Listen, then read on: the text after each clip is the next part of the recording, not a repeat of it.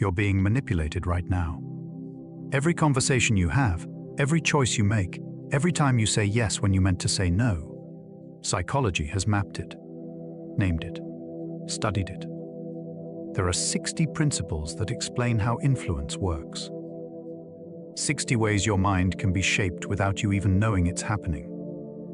Tonight, we're going through all of them, not to teach you how to manipulate others, but so you understand what's happening to you. So you see the invisible strings. Welcome to the Sleepy Mind Lab. Principle 1, Reciprocity. Let me ask you something. Have you ever gotten a free sample at the grocery store? You know, those little paper cups with a taste of something. The second you take it, something shifts internally. You feel this tiny pull, this obligation. Suddenly you're more likely to buy the product, not because the sample was amazing. Sometimes it's not even good, but because you took something, and now you owe. Here's what's wild. You didn't decide to feel obligated. Your brain just did it, automatically. This is reciprocity, and it's one of the most ancient, most powerful forces in human psychology. When someone gives you something, anything, your brain screams, you must return this. You must balance this. You cannot be in debt. It doesn't matter if the thing was tiny. It doesn't matter if you didn't ask for it. The debt is real. In your mind, it's real. Think about the last time someone bought you coffee, or sent you a thoughtful message, or helped you move. Didn't you feel that pull? That voice saying, I need to do something for them now. That's not just gratitude. That's reciprocity firing in your brain like an alarm. Charities figured this out decades ago. That's why they send you those free address labels in the mail, your name printed on them. Personalized. Nice. They're not being generous. They're triggering your reciprocity nerve, and it works. Donation rates jump significantly when people receive even a tiny gift they didn't ask for. Why? Because you feel you owe them now. Here's the deeper part. This instinct kept our species alive. Thousands of years ago, in small groups, reciprocity meant survival. If I help you hunt, you help me build shelter. If you watch my kids, I watch yours. Favors were currency. Trust was built on reciprocity. But now we live in a world of strangers and corporations. Now charities and companies and people who understand psychology know exactly how to press this button. Free trial, you owe them. Free sample, you owe them. Free information, you owe them. Free content, you owe them. Even right now, listening to this for free, part of you might feel that subtle pull. To like the video, to subscribe, to share it, to come back tomorrow night. I'm not doing it intentionally to manipulate you. Well, I am, but also it's just how human brains work. Reciprocity is automatic. It's older than reason. It's wired deeper than logic, but you can see it coming. You can notice when something feels free, but comes with a weight. And sometimes that awareness is enough. Principle 2, social proof. Have you ever been at a party where you didn't know many people? And there's this one person who everyone's talking to. Everyone's laughing at their jokes. Everyone's drawn to them. So you think, this person must be interesting. I should probably talk to them too. But here's the thing. You don't actually know if they're interesting. You just know that other people think they are. And somehow that's enough. This is social proof. And it's running your life more than you realize. The mechanism is simple. Your brain uses other people as a shortcut for truth. If many people believe something, it must be true. If many people like something, it must be good. If many people are doing something, it must be safe. Your brain didn't evolve to think independently in a world of 8 billion people. It evolved to think in groups of 150. So it uses the group as a compass. The crowd knows. The crowd is safe. Follow the crowd. This is why laugh tracks work on TV shows. You hear laughter, and suddenly the joke seems funnier. Not because it got better, but because others are laughing. This is why YouTube videos with millions of views seem more worth watching than videos with 1,000 views. Same video, same quality, But the number of viewers is social proof. It says, everyone's watching this. It must be good. This is why restaurants put fake reviews online. Why TikTok creators screenshot their follow accounts. Why comments like, nobody talks about this, actually get engagement. Because it triggers your contrarian brain, but also makes you feel like you're part of an in-group of people who get it. Here's what's dark about social proof. It can make you believe things that aren't true. It can make you do things you don't actually want to do. Think about viral trends. Remember when everyone was doing a certain dance? You didn't learn it because you thought it was cool. You learned it because everyone was doing it. And your brain was screaming, this is what the group does. You must be part of the group. Political movements, religious groups, MLMs. They all rely on social proof. The more people in the movement, the more true it feels. Because your brain is using the crowd as evidence of truth. And here's the dangerous part. The crowd is often wrong. History is full of moments when everyone believed something and everyone was wrong. But in the moment, when you're in the crowd, it doesn't feel wrong. It feels safe. The power of social proof is that it's invisible. You don't realize you're being influenced by it. You think you came to your own conclusion. But really, you just counted the number of other people with that conclusion, and your brain did the math. If that many people believe it, it probably has merit. The beautiful thing, sometimes the crowd is right. Sometimes we need the wisdom of crowds. But sometimes the crowd is a stampede, and you're running with them, not even sure why. The awareness. Next time you find yourself believing something or doing something, ask yourself, am I doing this because I actually think it's right? Or am I doing it because many other people are? Sometimes it's both. But it's worth noticing the difference. Principle 3: authority. Think about the last time a doctor told you something, or a professor, or someone with a title and credentials. You probably believed them more readily than if a stranger said the same exact thing. That's not because they're necessarily more knowledgeable. It's because they have authority. And authority is one of the most powerful persuasion tools that exists. Here's what happens in your brain when someone presents themselves as an authority. Your critical thinking shuts down slightly. You relax your defenses. You assume they know more than you, so you don't need to think as hard. It's a shortcut. Your brain is constantly taking shortcuts to conserve energy. And authority is one of the most reliable shortcuts. Think about it. You can't verify everything. You can't become an expert in everything. So you have to trust experts. And you identify experts by their credentials, their titles, their appearance, their confidence. This is why people wear white coats in commercials for medicine. This is why pharmaceutical ads have doctors on them. This is why CEOs wear expensive suits. This is why people put letters after their names: PhD, MD, CPA. These are authority signals. Your brain sees the signal and thinks, okay, I can trust this person. I don't need to scrutinize what they're saying as carefully. Here's what's brilliant and terrible about authority. You can fake it. You can wear the uniform without having the credentials. You can speak with confidence without knowing what you're talking about. You can quote studies without understanding them. Scammers know this. Con artists know this. Manipulators know this.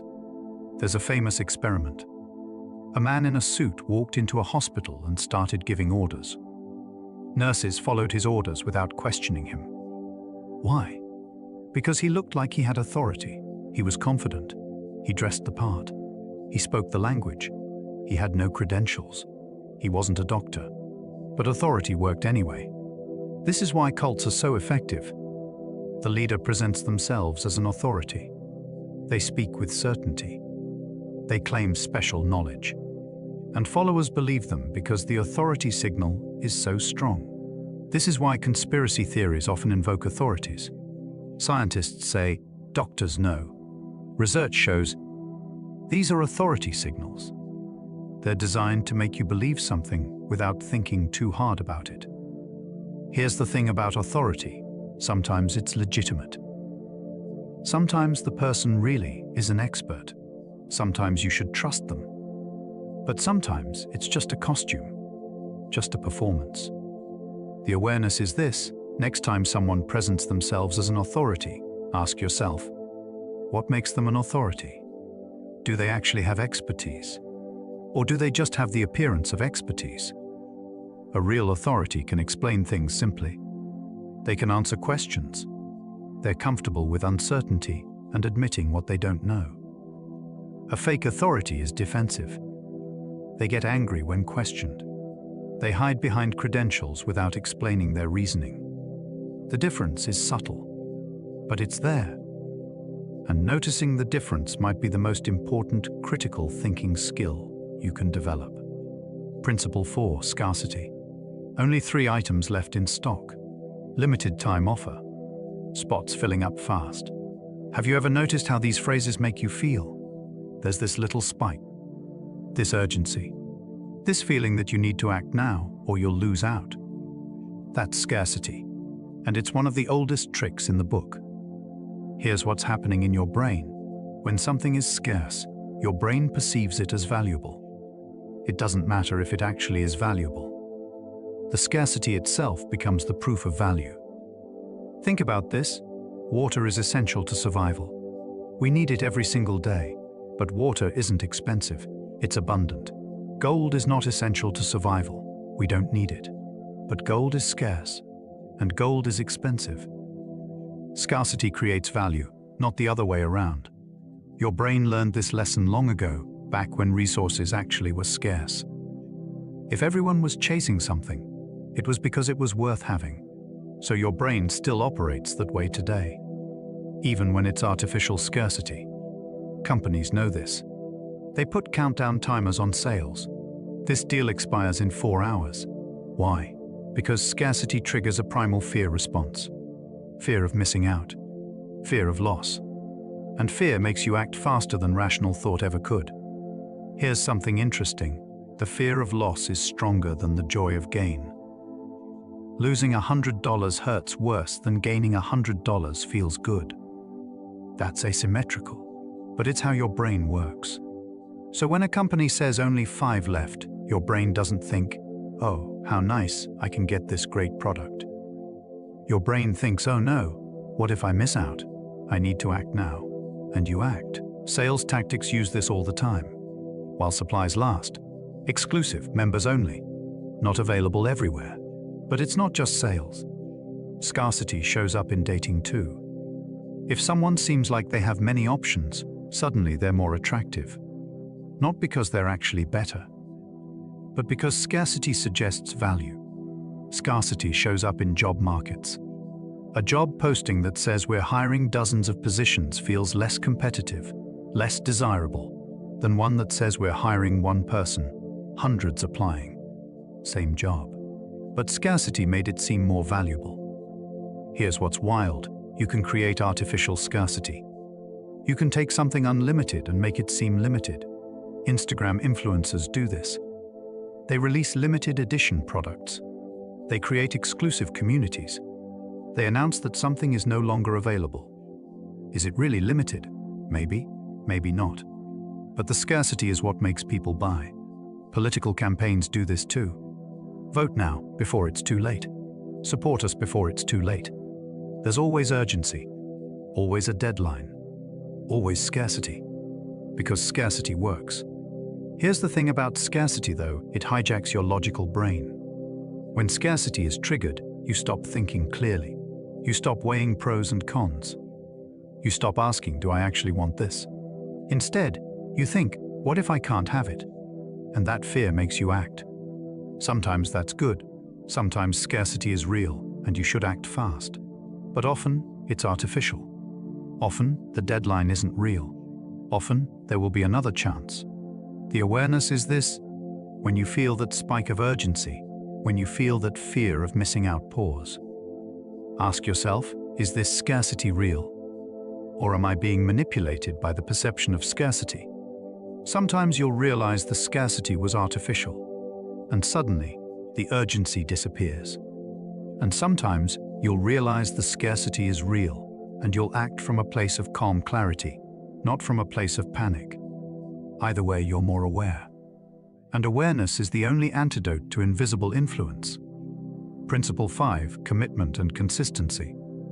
Have you ever noticed how hard it is to change your mind once you've said something out loud? You tell a friend you're going to do something. Now you feel obligated to do it, even if you change your mind. Why?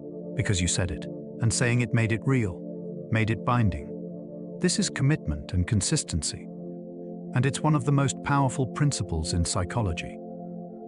Here's the mechanism. Humans have a deep need to be consistent with what we've said and done. It's part of our identity. If you say you're someone who does X, then doing not X creates cognitive dissonance. It creates discomfort, so you avoid it. You stay consistent. This is actually adaptive. Consistency is important. If we changed our minds constantly, we'd be unreliable. We couldn't be trusted. Consistency is part of trust, but manipulators know this, and they exploit it. Here's how. They get you to commit to something small. So small you barely notice. Then they gradually escalate. And because you've already committed, you can't back out without feeling like you're being inconsistent. This is called the foot in, the door technique. And it works brilliantly. A company asks, "Would you like to receive our newsletter?" You say yes. It seems harmless. But now you're committed. You're a person who gets their newsletter. You're invested. Then they ask, "Would you like to upgrade to premium?" You're more likely to say yes because you're already committed to the basic product. A cult does something similar.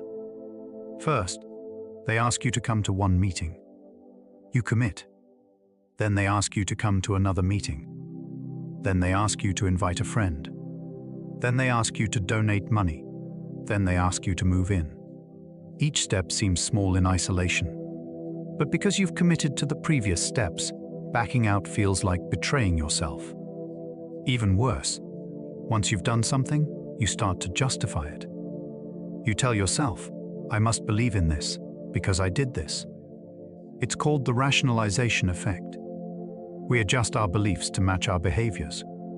So if you donate money to a cause you're not sure about, you'll start to believe in the cause more strongly. Why? Because your brain hates the dissonance. Donated money without believing dissonance. So your brain says, "I must believe, otherwise why would I have donated?" This is why public commitments are so powerful. When you commit publicly, backing out feels like public failure. So you stay committed even if you change your mind privately. This is why companies ask you to post your goals on social media. Why 12-step programs ask you to announce your commitment. Why religious conversions are often public. Public commitment creates binding power. Here's what's disturbing. You can use this on yourself, but others can use it on you. A manipulator might ask, "Do you consider yourself a good person?" You say yes. Now you're committed to that identity. Now if they ask you to do something unethical and frame it as helping others, you're more likely to do it. Because good people help others. And you've committed to being a good person. Charities do this. They ask, "Do you care about children?" You say yes. Now they ask, "Will you sponsor a child?" You're more likely to say yes, because you've already committed to caring about children. The principle is simple. Once you commit, you want to stay consistent. And that consistency can be used against you. The awareness is this. Notice when you've made a commitment. Notice when someone is using your previous commitments to influence your current decisions. It's okay to change your mind. It's okay to be inconsistent. Consistency is good, but it's not absolute. Reality changes. You change. Your values evolve. Clinging to consistency just because you said something once is not wisdom. It's the opposite. It's letting your past self control your future self. The freedom is this: you can commit to change. You can commit to growth. You can commit to revisiting your beliefs. And that commitment is just as valid as any other. Principle 6, liking. We do things for people we like. That's obvious, right? But here's what's not obvious: how manipulable liking is. You don't like or dislike someone based on their objective qualities. You like or dislike them based on signals. And those signals can be manufactured. This is why attractive people get better treatment. Why charismatic people get more opportunities. Why people who smile get more business. Liking isn't about who they are. It's about how they make you feel. Here's the psychology. Your brain processes liking very quickly. It's almost automatic. Someone smiles at you, and you like them a little more. Someone compliments you, and you like them. Someone laughs at your jokes, and you like them. These are primal responses. They bypass your rational brain. Think about the last time a salesperson was really nice to you. Were they nice because they genuinely cared about you? Or were they nice because it's their job to make you like them so you'll buy? Probably the latter. But it doesn't matter. You liked them anyway, and you were more likely to buy from them. Attractive people get hired more often, not because they're more qualified, but because we like attractive people more. So we imagine they're more qualified. We fill in the gaps with positivity. This is called the halo effect. If you like someone, you assume all their other qualities are good too. Smart, attractive woman. You assume she's also kind, competent, trustworthy. You don't know these things. You're just assuming based on one quality you like. Here's what's wild. You can be liked by people you've never met. You can be liked based entirely on manufactured signals. Influencers know this. They're not your friend, but they act like they are. They share personal details. They make eye contact through the camera. They laugh. They're vulnerable. And you like them. You feel like you know them.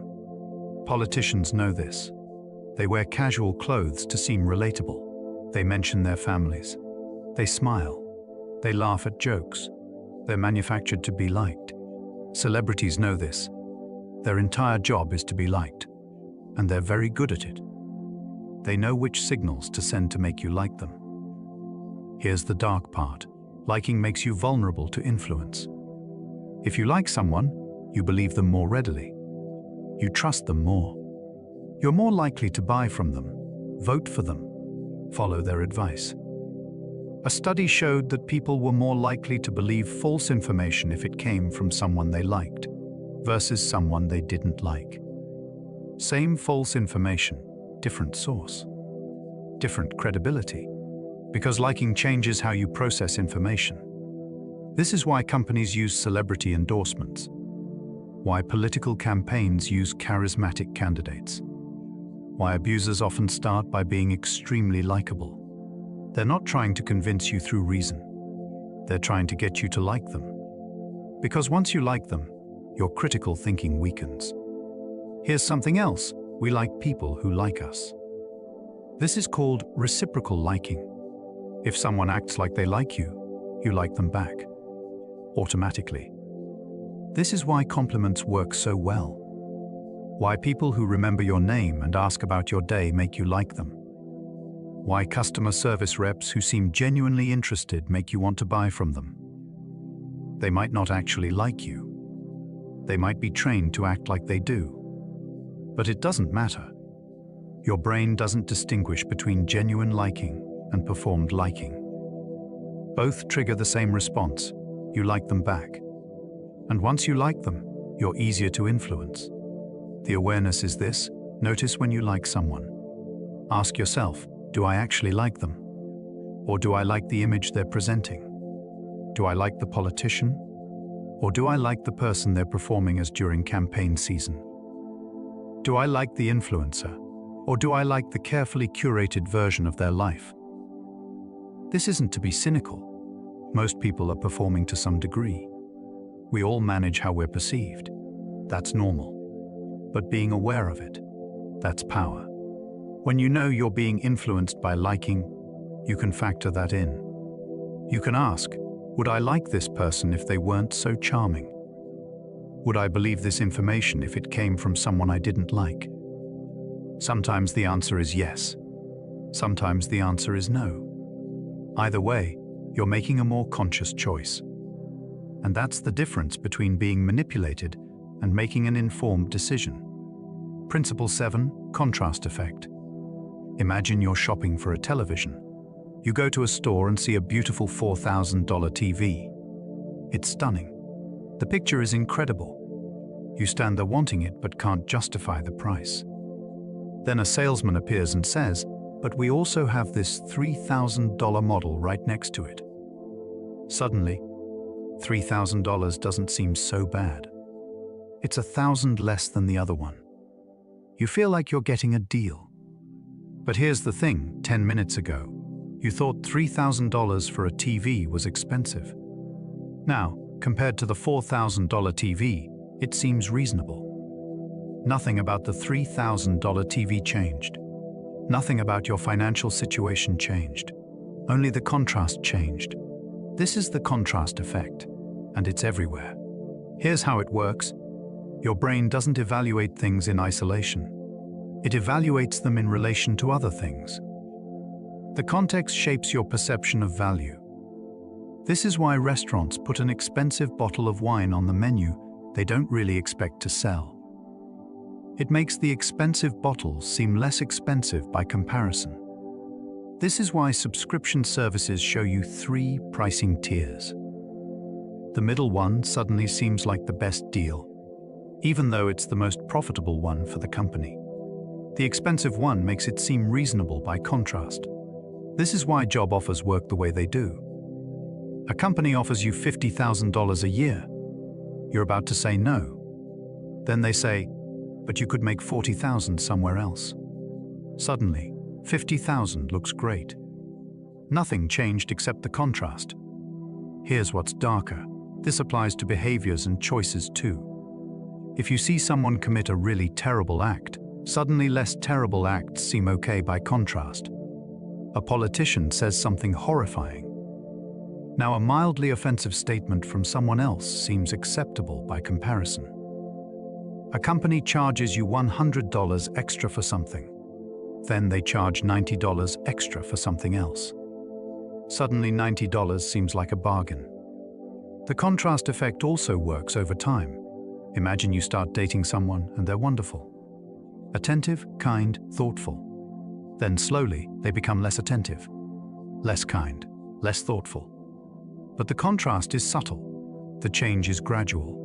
So you tolerate worse and worse behavior because it's not as bad as before.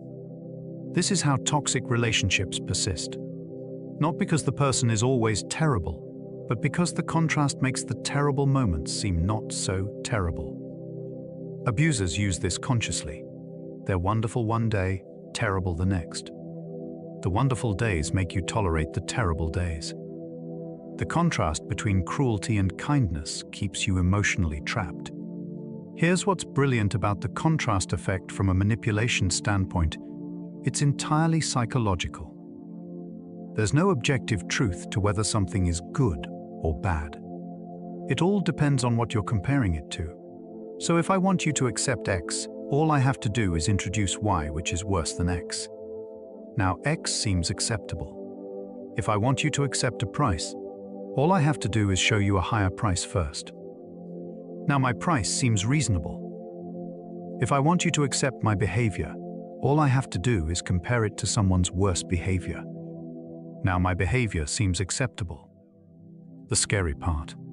You're not even aware this is happening. You think you're making an objective judgment, but you're just comparing things. The awareness is this: when you're evaluating something, try to evaluate it on its own terms, not in relation to something else. Is this price fair for this product? Not, is it cheaper than the alternative? Is this behavior acceptable? Not, is it worse than what someone else did? It's hard. Your brain naturally compares. But trying to evaluate things independently gives you more power. Because once you see the contrast effect working, it loses some of its power. You can notice when someone's using a worse option to make a mediocre option seem good. And that awareness changes everything. Principle 8, default bias. Here's a question: Have you ever changed the default settings on your phone or computer? Most people haven't. Most people just use whatever the default is. This is default bias, and it's one of the most powerful forces in psychology, because most people don't even realize it exists. Here's the mechanism. Your brain is lazy. It conserves energy. So when something is already set up and ready to go, you use it. Changing it requires effort, thought, and decision-making. And your brain avoids that when possible. This is actually adaptive in many ways. You don't need to think about every single setting. Some defaults are good. You can just accept them and move on. But manipulators know this, and they use it ruthlessly. Here's a famous example. In some countries, most people are organ donors. In other countries, most people aren't. Not because of different values or beliefs about organ donation. Because of different default settings on driver's license applications. In countries where the default is opt-out, you have to choose not to be a donor. Participation rates are over 90%. In countries where the default is opt-in, you have to choose to be a donor. Participation rates are under 10%. Same ethical question. Different default. Completely different outcomes. This applies to almost everything. Company 401k programs. If the default is that you're enrolled, most people stay enrolled. If the default is that you're not enrolled, most people stay out. Not because of different financial priorities, because of the default. Email marketing. If the default is that you're subscribed, most people stay subscribed. If the default is that you're not subscribed, most people don't subscribe. Social media privacy settings. If the default is that your information is public, most people don't change it. If the default is private, most people stay private. Companies and platforms know this. So they set the default in a way that benefits them. Facebook's default is that your information is shared broadly. Google's default is that your data is collected. These aren't accidents. They're calculated choices based on default bias. Here's what's darker. Defaults shape behavior in ways that feel like choice. You feel like you chose to share your information on Facebook, but really, you just accepted the default. If the default had been private, you would have accepted that instead. You feel like you chose not to be an organ donor, but really, you just accepted the default. If the default had been donor, you would have accepted that instead. This is one of the most insidious forms of manipulation because it feels invisible. It feels like you made a choice.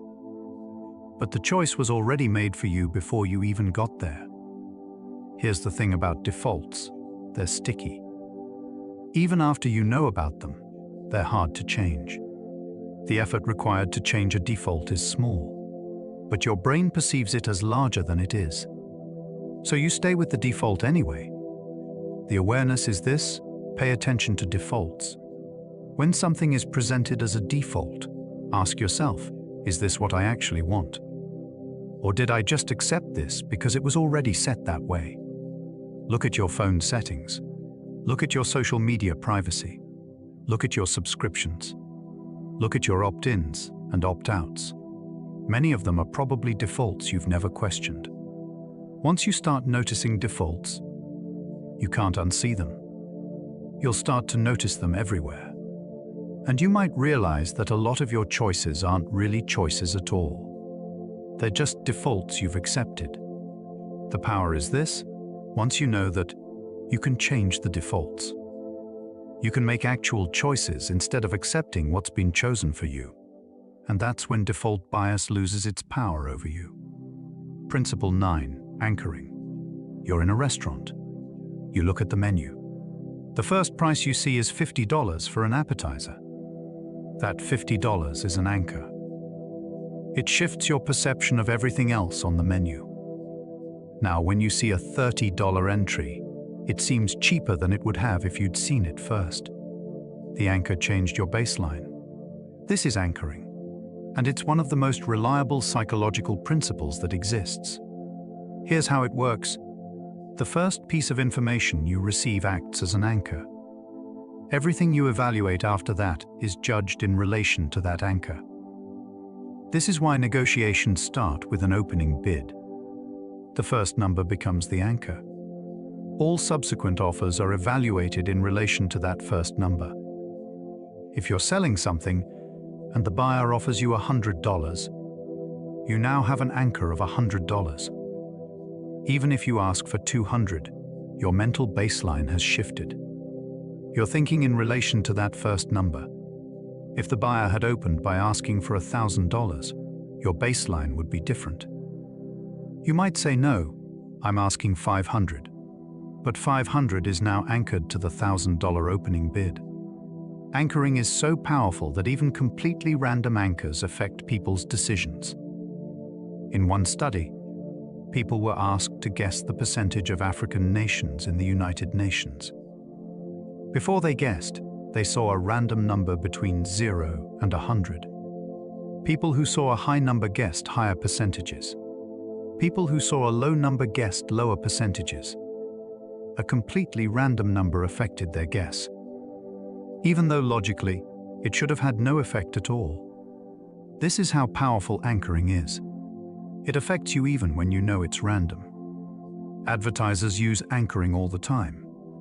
They show you the full price, $100. Then they show you the sale price, $50. The $100 anchor makes $50 seem like an incredible deal. But what if the sale price was always $50? Would it seem like a good deal? Maybe, maybe not. You don't know because the anchor shaped your perception. Real estate uses anchoring brutally. An agent shows you a house they're not actually selling. It's overpriced and in bad condition. Now, when they show you the house they're actually selling, it seems like an amazing deal by comparison. The first house was an anchor. Job offers use anchoring. An employer asks, "What's your current salary?" That number becomes an anchor. Now your raise is calculated based on that anchor, not based on what the job is worth. This is why employers ask about salary history. It's a direct manipulation tool.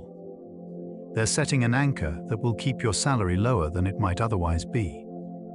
Here's what's wild. Knowing about anchoring doesn't make you immune to it.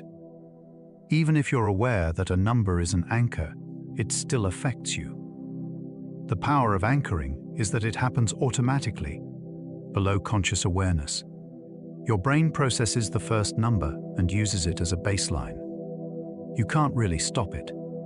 The awareness is this: notice when numbers are being presented. Is this first number an anchor designed to manipulate my perception? If an item is on sale, what was the original price? Was it real, or was it inflated just to make the sale price seem good? In a negotiation, who made the first offer? Is that number an anchor designed to pull me in a particular direction? When someone tells you the current price or salary or value, ask yourself, is this information reliable? Or is it an anchor designed to shape my perception? Sometimes, the best way to counter anchoring is to suggest your own anchor. In a negotiation, make the first offer. In a discussion about price, name a number first. You set the anchor instead of accepting someone else's. But mostly, the awareness is just to notice, to recognize when a number is shaping your perception, and to factor that into your decision-making. Because once you see the anchor, you can at least try to think past it. And that's the only defense that really exists. Principle 10, Sunk Cost Fallacy. You paid $100 for a concert ticket. As the concert date approaches, you realize you don't actually want to go. You're tired. You'd rather stay home. But you think, I already paid for the ticket. I can't waste that money. So you go. And you have a terrible time. But at least you didn't waste the money, right? Wrong. The money is already gone. Whether you go to the concert or not, that $100 is spent. Going to the concert doesn't change that fact. It doesn't get the money back. But your brain treats the money as if it's still at stake. As if by going to the concert, you're protecting an investment. This is the sunk cost fallacy. and it traps people into making terrible decisions every single day. Here's how it works. Your brain hates waste. When you've invested time, money, or effort into something, your brain wants to see a return on that investment. So when that investment is already sunk, when it's already gone, your brain still tries to justify it by investing more. It's like throwing good money after bad. You invested $1,000 into a course. You're not learning anything. You hate the instructor. But you think, I've already spent so much money. I can't quit now. So you continue. You invest more time and more emotional energy, and you still don't learn anything. But at least you didn't waste the $1,000, right? Wrong. The $1,000 was wasted the moment you realized the course wasn't working for you. Here's the thing. Every moment you continue wasting is an additional cost. The sunk cost doesn't matter. What matters is future costs. You invested 2 years in a relationship that's not working. You think, I've already spent so much time. I can't leave now. But those 2 years are gone. They're sunk. Leaving doesn't waste them. Staying wastes the next year, the next 5 years. The sunk cost fallacy keeps people in bad jobs, bad relationships, bad hobbies, bad investments. All because they can't stand to see their previous investment go to waste. But here's the truth. The investment is already wasted. The only question is whether you're going to keep wasting more. Companies use this against you all the time. They get you to invest time in a free trial. You become invested. You've spent an hour using their product. Now, even if it's not good, you feel committed because of the time you've invested. Gyms use this brilliantly. You buy a 1-year membership. You go twice and hate it. But you think, I paid for the whole year. I can't quit now. So you stay a member. You feel guilty every time you don't go. And the gym gets your money whether you use it or not. Video games use this. You've spent 100 hours in a game. The new content isn't good. But you keep playing because you think, I've already invested 100 hours. I can't quit now. So you invest another 100 hours in a game you're not enjoying, just to justify the first 100 hours. This is particularly insidious in gaming and social media because the companies know about the sunk cost fallacy. They design their systems to make you feel invested so you keep engaging. Here's the dark part. The sunk cost fallacy is really hard to overcome because it feels so real. It feels wrong to waste money or time or effort. It feels like you're being wasteful if you abandon something you've invested in. But the real waste is continuing to invest in something that's not working just to justify past investments. The awareness is this: when you're making a decision, ask yourself, am I doing this because it's a good decision for my future? Or am I doing this to justify a past investment? If you catch yourself saying, I've already spent so much, stop. That's the sunk cost fallacy talking. The money is gone. The time is gone. The investment is sunk. Now the only question is, what's the best decision going forward? Sometimes the best decision is to leave, to cut your losses, to accept that the investment is gone and move on. That's not waste. That's wisdom. Principle 11, conformity. You're in a group of 5 people. The group is asked to say which line is longer, line A or line B. Line A is clearly longer. Everyone can see it. But the first 4 people all say line B is longer. They're wrong. Line A is obviously longer. Now it's your turn. What do you say? You probably think you'd say line A. You'd trust your own eyes. You wouldn't conform to the group. But you'd be wrong. In the famous Asch conformity experiments, about a third of people conformed. They said line B was longer, even though it wasn't. Why? Because the group said so. And the human need to conform is incredibly powerful. Here's the mechanism. Your brain is a social brain. It evolved in groups. Groups keep you alive. Groups provide safety, food, shelter, protection. Your individual opinion is less important than the group's opinion. Because if the group is wrong about something, but you're alone in being right, you're dead. You're cast out. You can't survive alone. So your brain is wired to conform, to go along with the group, even when the group is clearly wrong. This is why conformity is so powerful. It's not logical. It's survival instinct. Think about clothing. Why do you wear what you wear? Is it because you genuinely prefer it? Or is it because it conforms to what your peer group wears? Think about language. Why do you use the slang you use? Because you like it? Or because your social group uses it? Think about music taste. How many of your favorite artists are artists you genuinely discovered? And how many are artists your friends like? Most of your preferences are shaped by conformity. Not because you made a choice, but because you're conforming to the group. Here's what's darker. Once you start conforming, you start believing.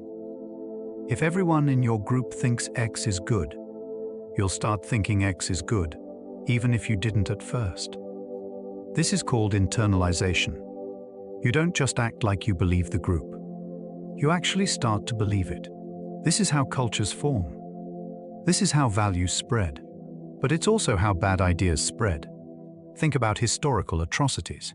How did normal people participate in genocide? How did they hurt people they'd never met? Conformity.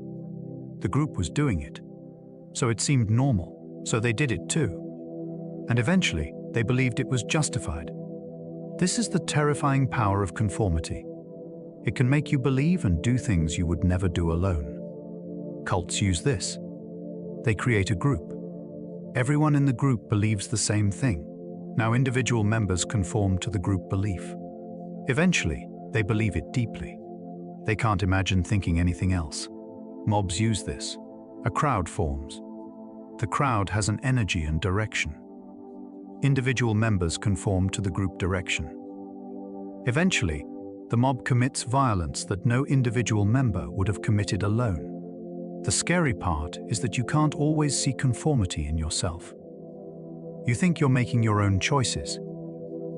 You think you like what you like, believe what you believe, but how much of that is really you? And how much is conformity? The awareness is this. Notice when you're going along with the group. Notice when your opinion differs from the group. Notice the pressure you feel to conform. Not all conformity is bad. Some group norms are good. Conforming to not hurting people is probably good. Conforming to treating people with respect is probably good. But notice when conformity is preventing you from thinking independently. Notice when you're staying quiet because everyone else is staying quiet. Notice when you're agreeing because disagreement feels too dangerous. The strongest people are the ones who can stand apart from the group when they need to. But that's also the hardest thing to do, because the pressure to conform is incredibly strong. It's not weak to feel that pressure. It's human. The question is whether you can notice the pressure and make a choice anyway. Principle 12, in-group bias. You belong to a group. It could be a sports team, a political party, a company, a friend group, a family, a nation, a religion, anything. When members of your group do something good, you attribute it to their character. They're good people. When members of your group do something bad, you attribute it to circumstances. They were having a bad day. The situation forced their hand. They're normally not like this. When members of another group do something good, you attribute it to circumstances. They were just lucky. The situation helped them. When members of another group do something bad, you attribute it to their character. They're bad people. That's who they are. This is in-group bias, and it's one of the most powerful forms of psychological manipulation that exists. Here's how it works. Your brain treats in-group members better than out-group members. It's automatic, it's unconscious, it's powerful. This bias served us well in human history. In-group members were family. They were your tribe. You needed to trust them. So your brain was wired to see them more favorably. But in the modern world, where groups are vast and often arbitrary, this bias becomes dangerous. Think about politics. If your candidate says something controversial, your group makes excuses. The media is taking it out of context. They were just joking. They misspoke. If the other candidate says something controversial, your group assumes the worst. They're terrible. That's who they are. Same statement. Different interpretation, based entirely on group membership. This is why political polarization is so strong. Both sides are biased toward their own group and against the other group. Both sides assume the worst about the other. Think about sports. Your team wins. Your team is great. Your team is skilled and talented and hardworking. The other team wins. They got lucky. They had better referees. The conditions favored them. Same game. Different explanations, based entirely on group membership. Think about nationality. Your country does something good. Your country is moral and just. Another country does something bad. That country is immoral. Your country does something bad. The circumstances forced our hand. We're normally not like this. Another country does something good. They were just lucky. They had other motives. This bias is incredibly powerful because it feels reasonable. It feels like you're seeing things clearly, but you're not. You're seeing them through the lens of group bias. Here's what's dark. In-group bias can justify almost anything. If your group is doing something bad, in-group bias makes you excuse it. The circumstances forced our hand. Everyone does this. We're the good guys. This is how good people end up supporting bad things. Not because they're bad people, but because in-group bias blinds them. Cults use this. They create an in-group and an out-group. The in-group is good and right. The out-group is evil and wrong. Now, members of the cult excuse anything their group does because they're the good guys. Nations use this. They create a national in-group and other national out-groups. Now, war crimes are justified because the other group is the enemy. Companies use this. The in-group is your company. The out-group is competitors. Now, it's okay to use unethical tactics against competitors because they're the enemy. The awareness is this. Notice when you're being more favorable to your own group than you would be to another group. Notice when you're making excuses for your group that you wouldn't make for another group. Notice when you're assuming the best about your group and the worst about another group. Try to apply the same standard to both groups. Would I judge my group for this action the same way I'd judge the other group?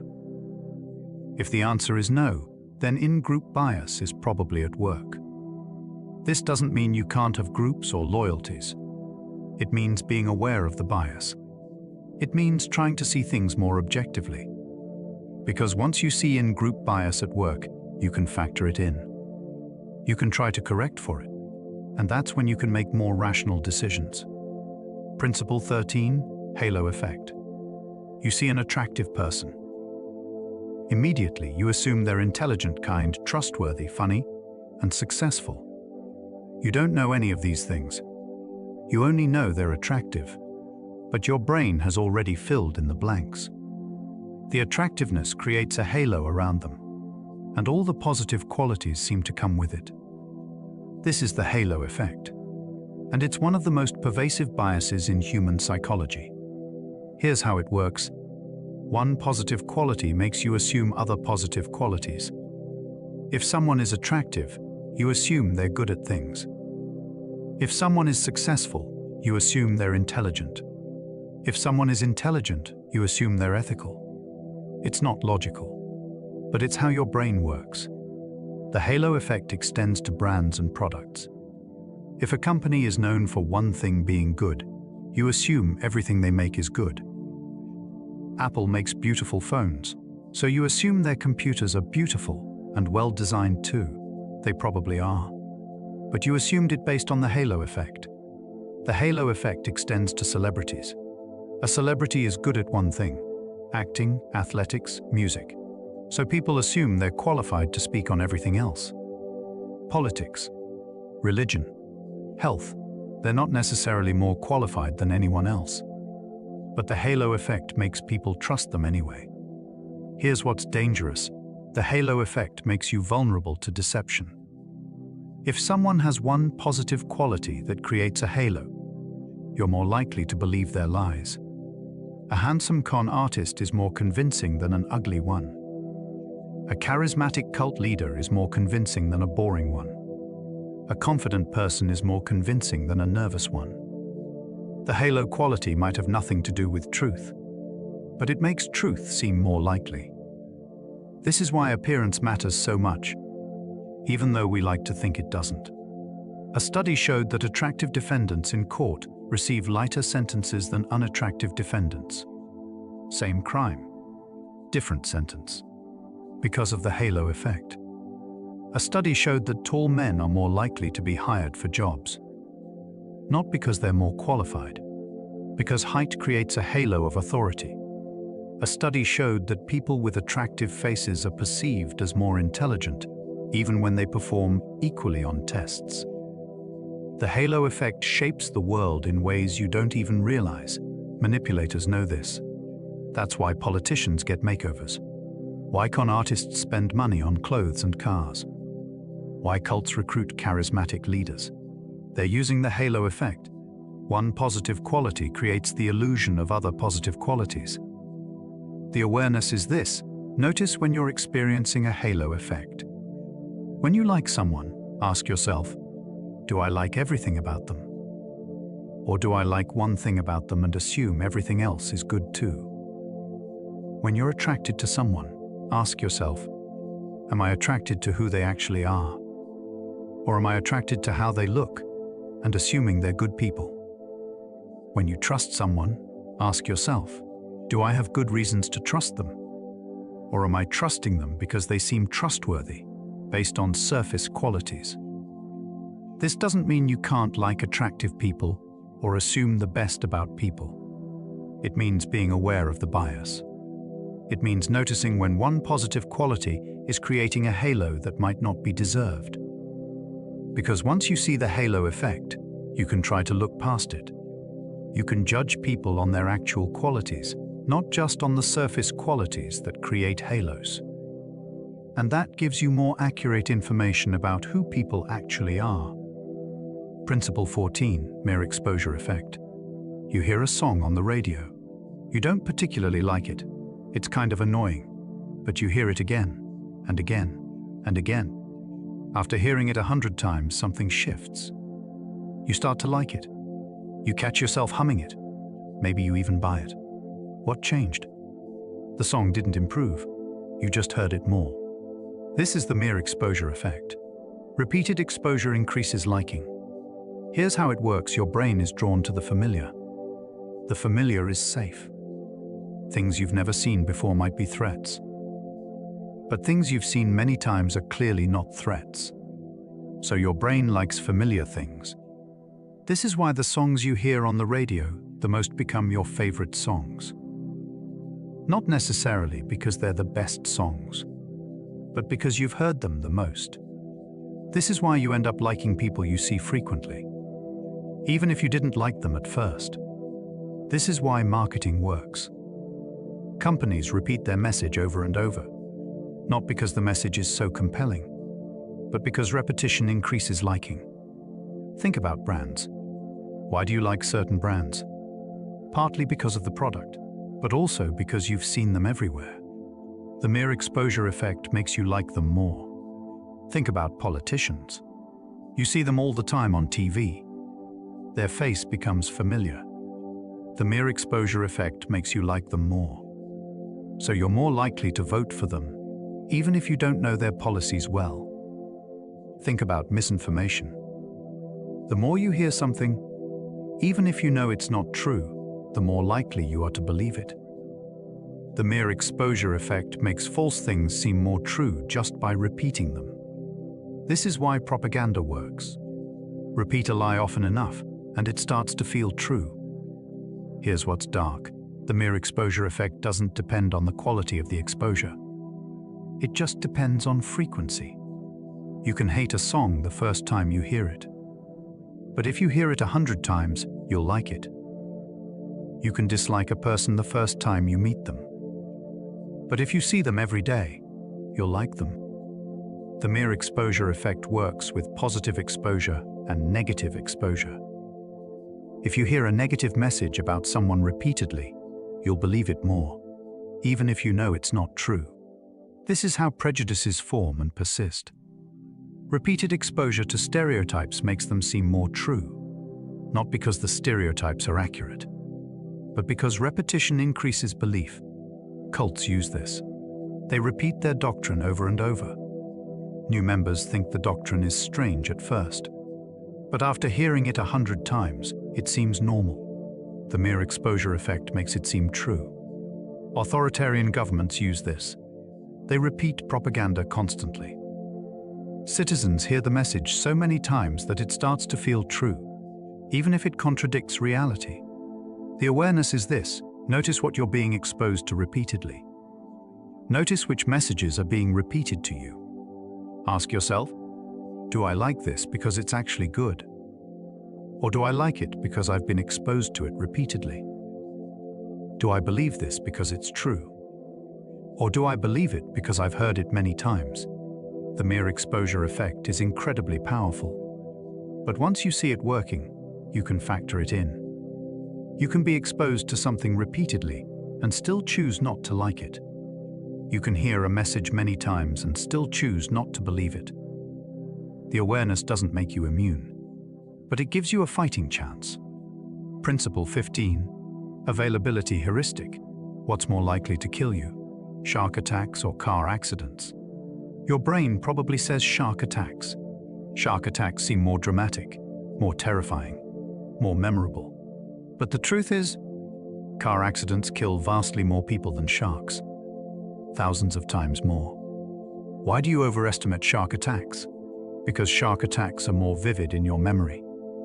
They're dramatic. They're the kind of thing that sticks with you. This is the availability heuristic. Your brain uses how easily something comes to mind as a shortcut for how likely it is. Here's how it works. If you can easily remember examples of something, your brain assumes it's common. If you can't easily remember examples, your brain assumes it's rare. But how easily something comes to mind isn't necessarily related to how common it is.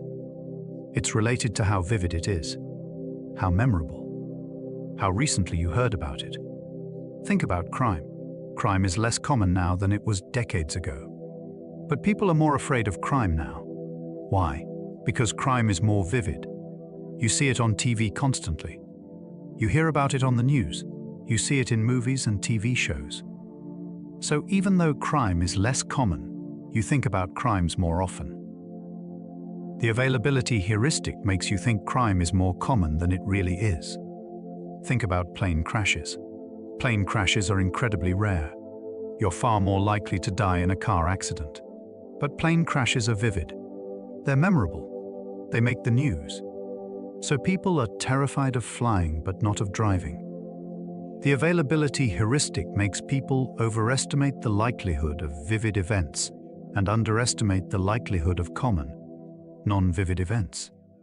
Here's how this is used against you. Make something vivid and memorable, and people will think it's more common.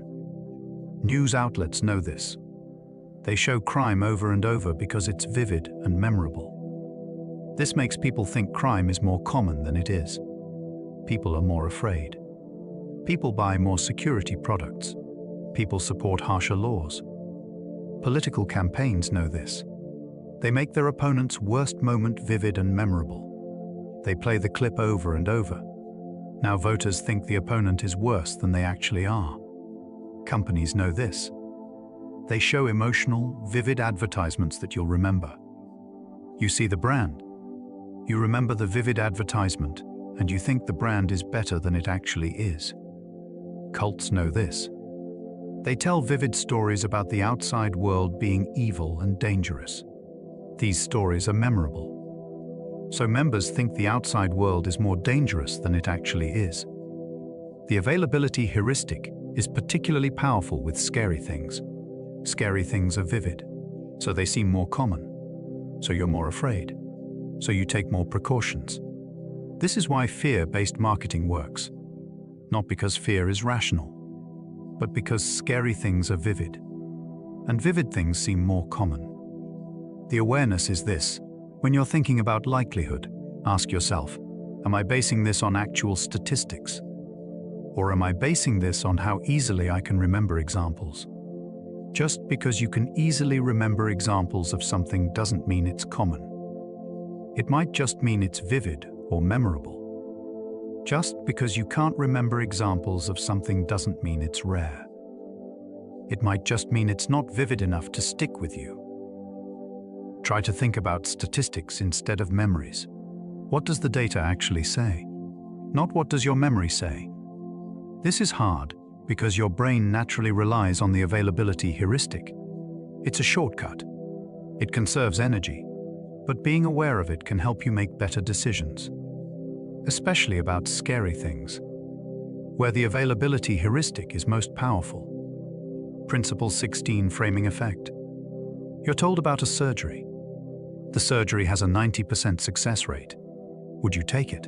Most people say yes. Now you're told about a different surgery. The surgery has a 10% failure rate. Would you take it? Most people say no. But these are the same surgery. 90% success and 10% failure are the same thing. The only difference is how the information is framed. This is the framing effect. The way information is presented changes how you perceive it, even when the information is identical. Here's how it works. Your brain doesn't process information neutrally. It processes information in context, and the frame provides the context. A frame focuses your attention on certain aspects of something. It makes you think about it in a particular way. Think about immigration. If you frame immigration as an economic issue, you focus on jobs and resources. You think about immigrants taking jobs or contributing to the economy. If you frame immigration as a humanitarian issue, you focus on people fleeing danger. You think about refugees and suffering. Same immigration. Different frame, different thoughts, different conclusions. Think about a company's decision to lay off workers. You could frame it as the company cutting costs. Or you could frame it as the company making workers lose their livelihoods. Same decision. Different frame, different emotional response. Think about healthcare. You could frame healthcare as a right, or you could frame it as a service. Same healthcare system, different frame, different political positions. The framing effect is so powerful that it can reverse your preferences. In one study, people were asked about a disease that kills thousands of people per year. They were offered two solutions. Solution A saves 200 people for sure. Solution B has a 50% chance of saving everyone and a 50% chance of saving no one. Most people chose solution A, the sure thing. But then the same people were asked about the same disease and the same two solutions. This time it was framed as deaths instead of lives saved. Solution A results in 800 deaths for sure. Solution B has a 50% chance of no deaths and a 50% chance of 1,000 deaths. Now most people chose solution B, the risky option. The solutions were mathematically identical, but the framing reversed people's preferences. This is how powerful the framing effect is. Marketers know this. That's why they frame products in particular ways. A food is not described as having calories. It's described as being high in protein or low in fat or full of vitamins. The frame changes how you think about the product. Politicians know this. They frame policies in ways that make their position more appealing. An opponent doesn't have a different policy. Their opponent is a failure. An opponent isn't pursuing a difficult goal. They're being reckless. News outlets know this. They frame stories in ways that create particular narratives. A protest isn't just a protest. It's either a righteous uprising or chaos and violence, depending on the frame. The scary part is that frames are often hidden. You don't realize you're looking at something through a particular frame. You think you're seeing reality, but you're seeing a framed version of reality. The awareness is this. Notice how things are being framed. When someone presents information, ask yourself, what frame are they using?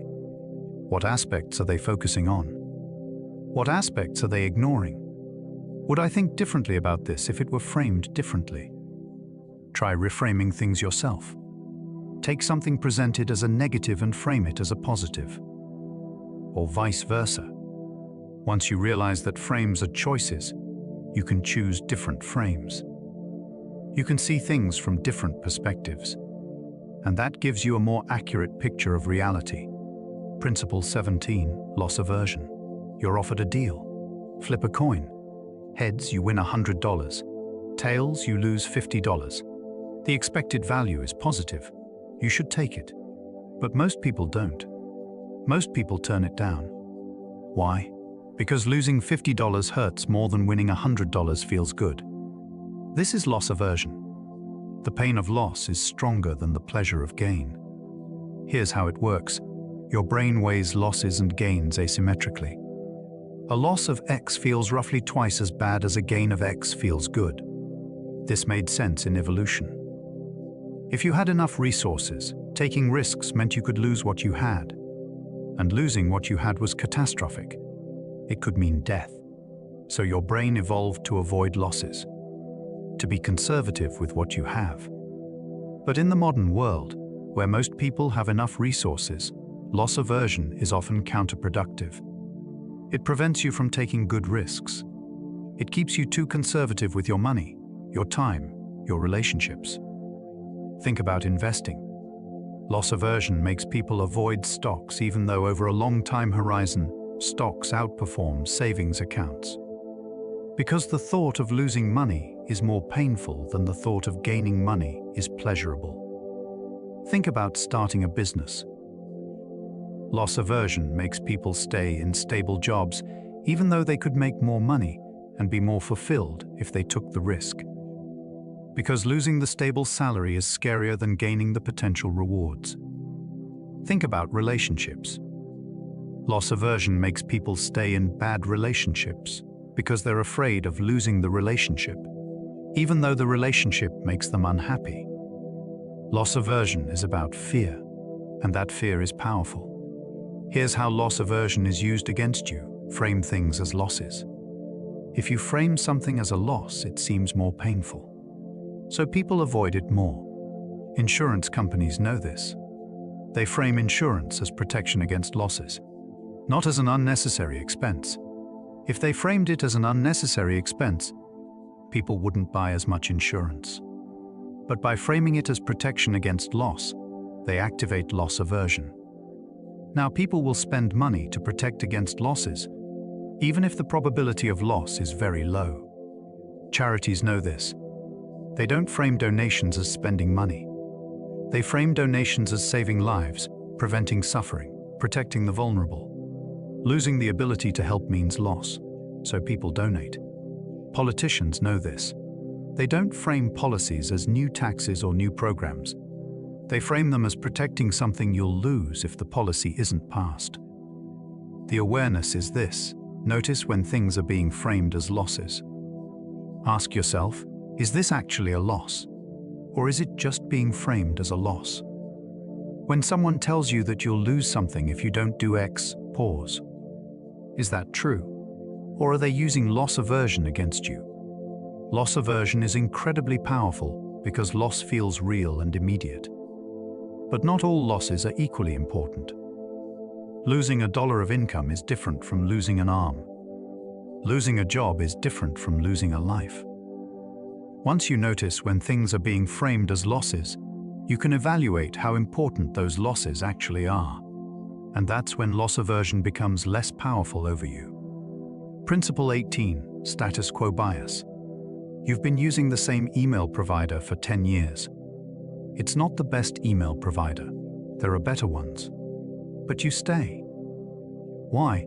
Because switching to a new email provider requires effort. You'd have to change your address on all your accounts. You'd have to tell people. It's a hassle. So you stick with the status quo, even though there's a better option. This is status quo bias. The tendency to stay with what you already have, even if something else would be better. Here's how it works. Change requires effort and carries risk. What you have now is safe and familiar, so your brain prefers to stick with it. This is related to default bias, but it's slightly different. Default bias is about accepting what's already set. Status quo bias is about preferring what you already have over alternatives, even if the alternatives are better. Think about your phone. Why do you use the phone you use? Partly because it's the one you have. You could switch to a different phone, but switching requires effort. So you stick with what you have. Think about your job. Why do you stay in your job? Partly because you already have it. You could find a better job, but finding a new job is risky and takes effort. So you stay.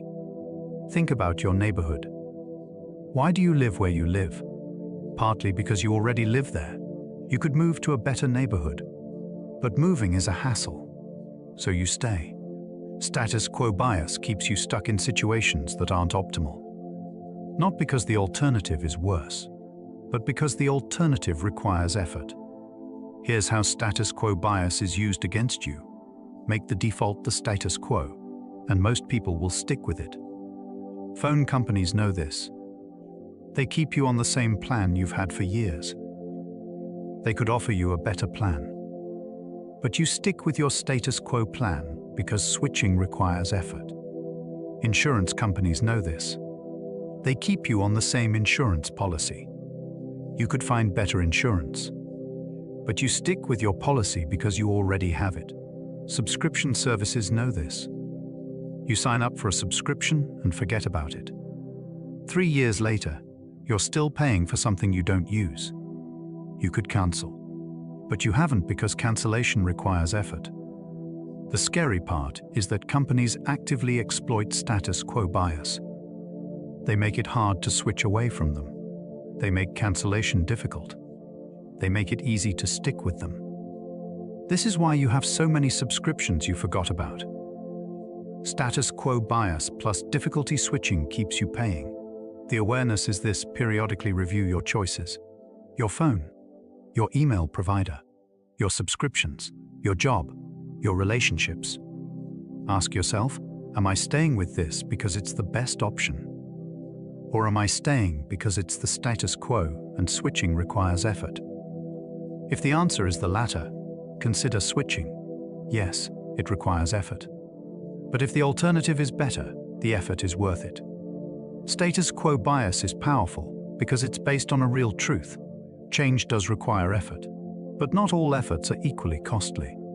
And not all status quos are equally good. Once you notice status quo bias at work, you can choose to overcome it. And that choice opens up possibilities. Principle 19, the decoy effect. You're shopping for chocolate bars. There are 2 options. Option A, delicious, expensive. Option B, mediocre, cheap. You're torn. Option A tastes better but costs more. Option B costs less but doesn't taste as good. Then a third option appears. Option C, delicious, very expensive. Option C is more expensive than option A and not as good. Suddenly, option A looks better. It's delicious like option C but cheaper. You choose option A. This is the decoy effect. A third option that's worse than another option makes that other option seem more attractive. Here's how it works. You evaluate options by comparing them to each other. When you add a third option that's clearly inferior to one of the existing options, that option becomes more attractive by comparison. This is why stores put products next to each other. They want you to compare them.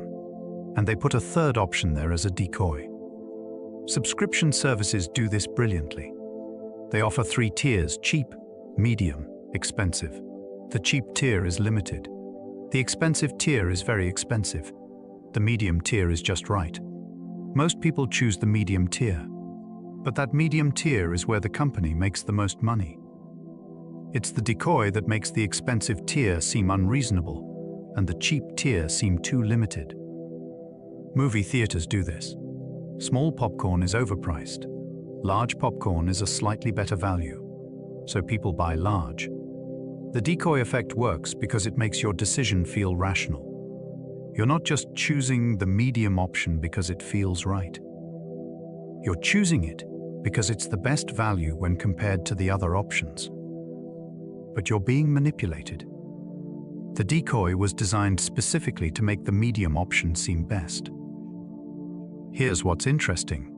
The decoy doesn't have to be close to the options you're comparing. It doesn't even have to be a realistic option. A study showed that people were more likely to choose a computer when a clearly inferior third option was present. Even though the third option was so bad, no one would choose it. The mere presence of the bad option made the good option seem better. This is how powerful the decoy effect is. It works even when the decoy isn't a real alternative. The awareness is this: when you're choosing between options, pay attention to what options are being presented. Is there a decoy? An option that's clearly worse than another, making that other option seem better by comparison. Try removing the decoy from the equation. If the decoy disappeared, would you still choose the same option? Once you see the decoy, you can choose more rationally. You can ignore the decoy and focus on whether the option you're choosing is actually good for you.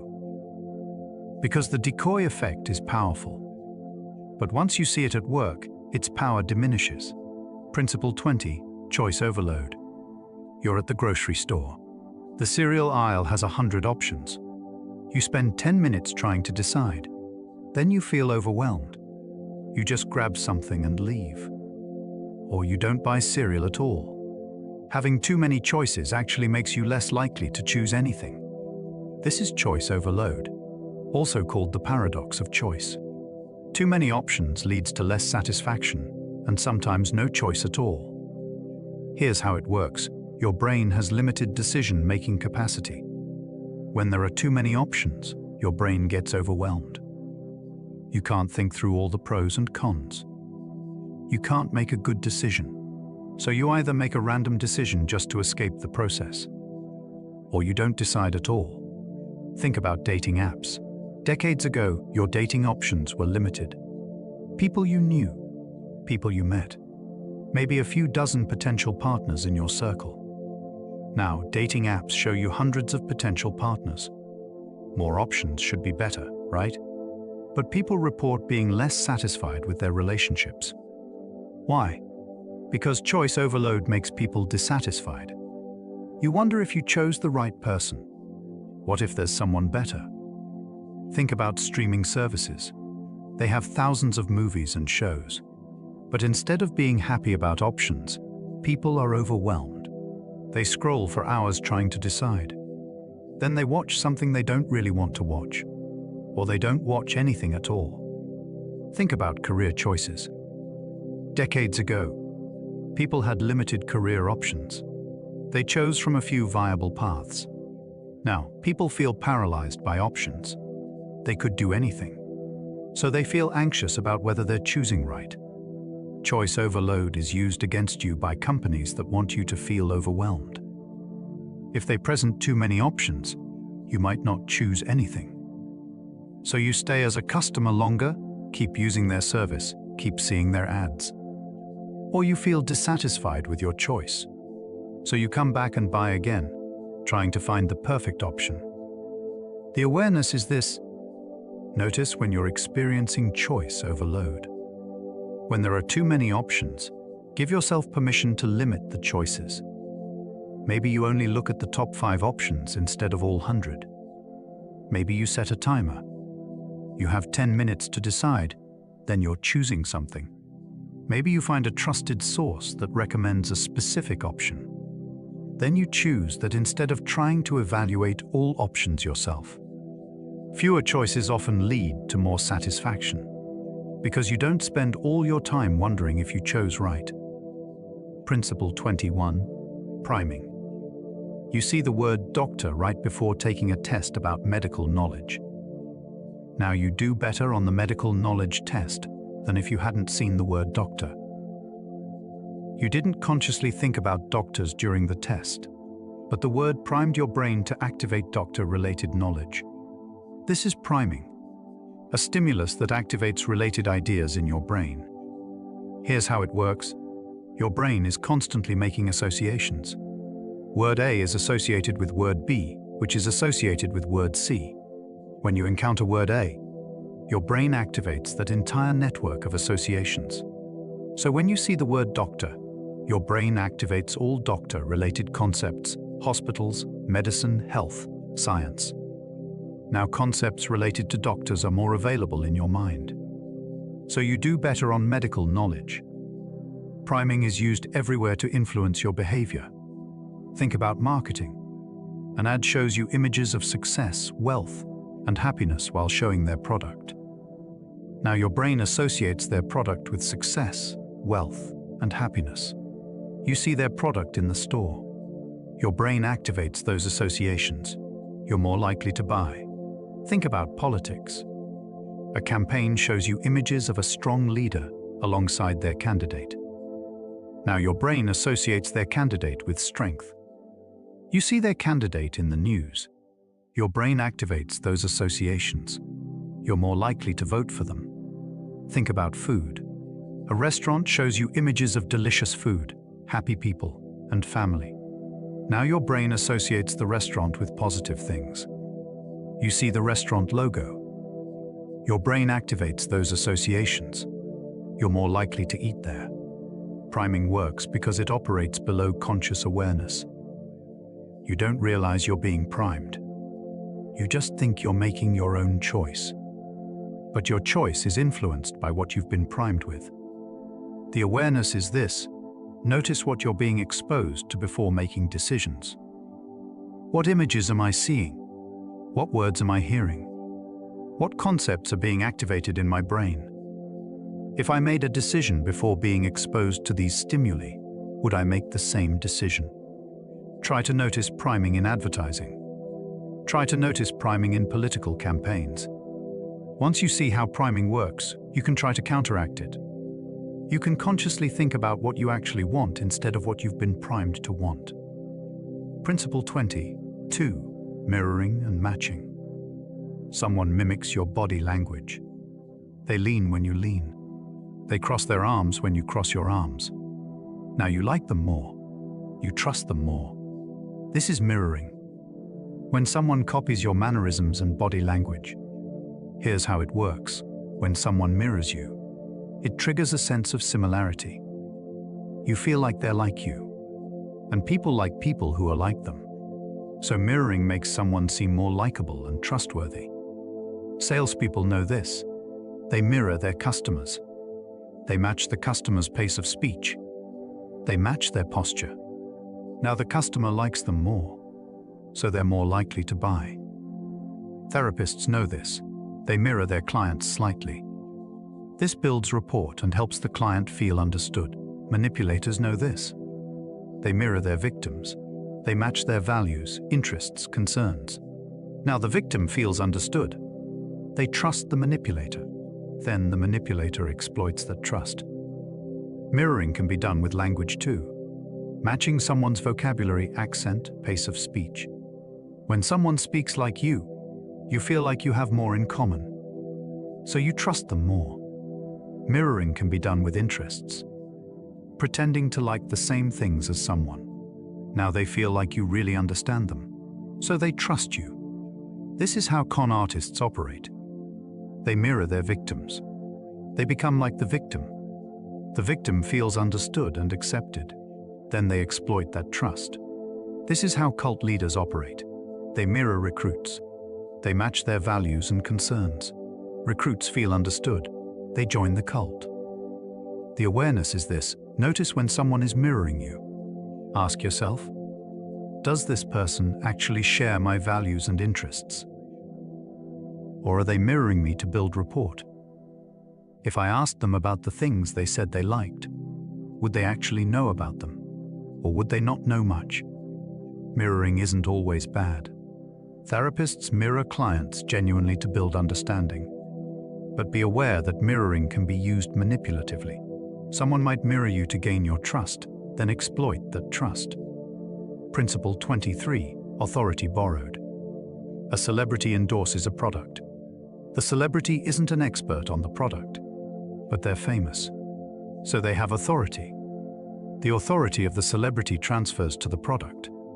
Now the product seems better than it actually is. This is authority borrowed. Using someone's authority in one domain to influence people about a different domain.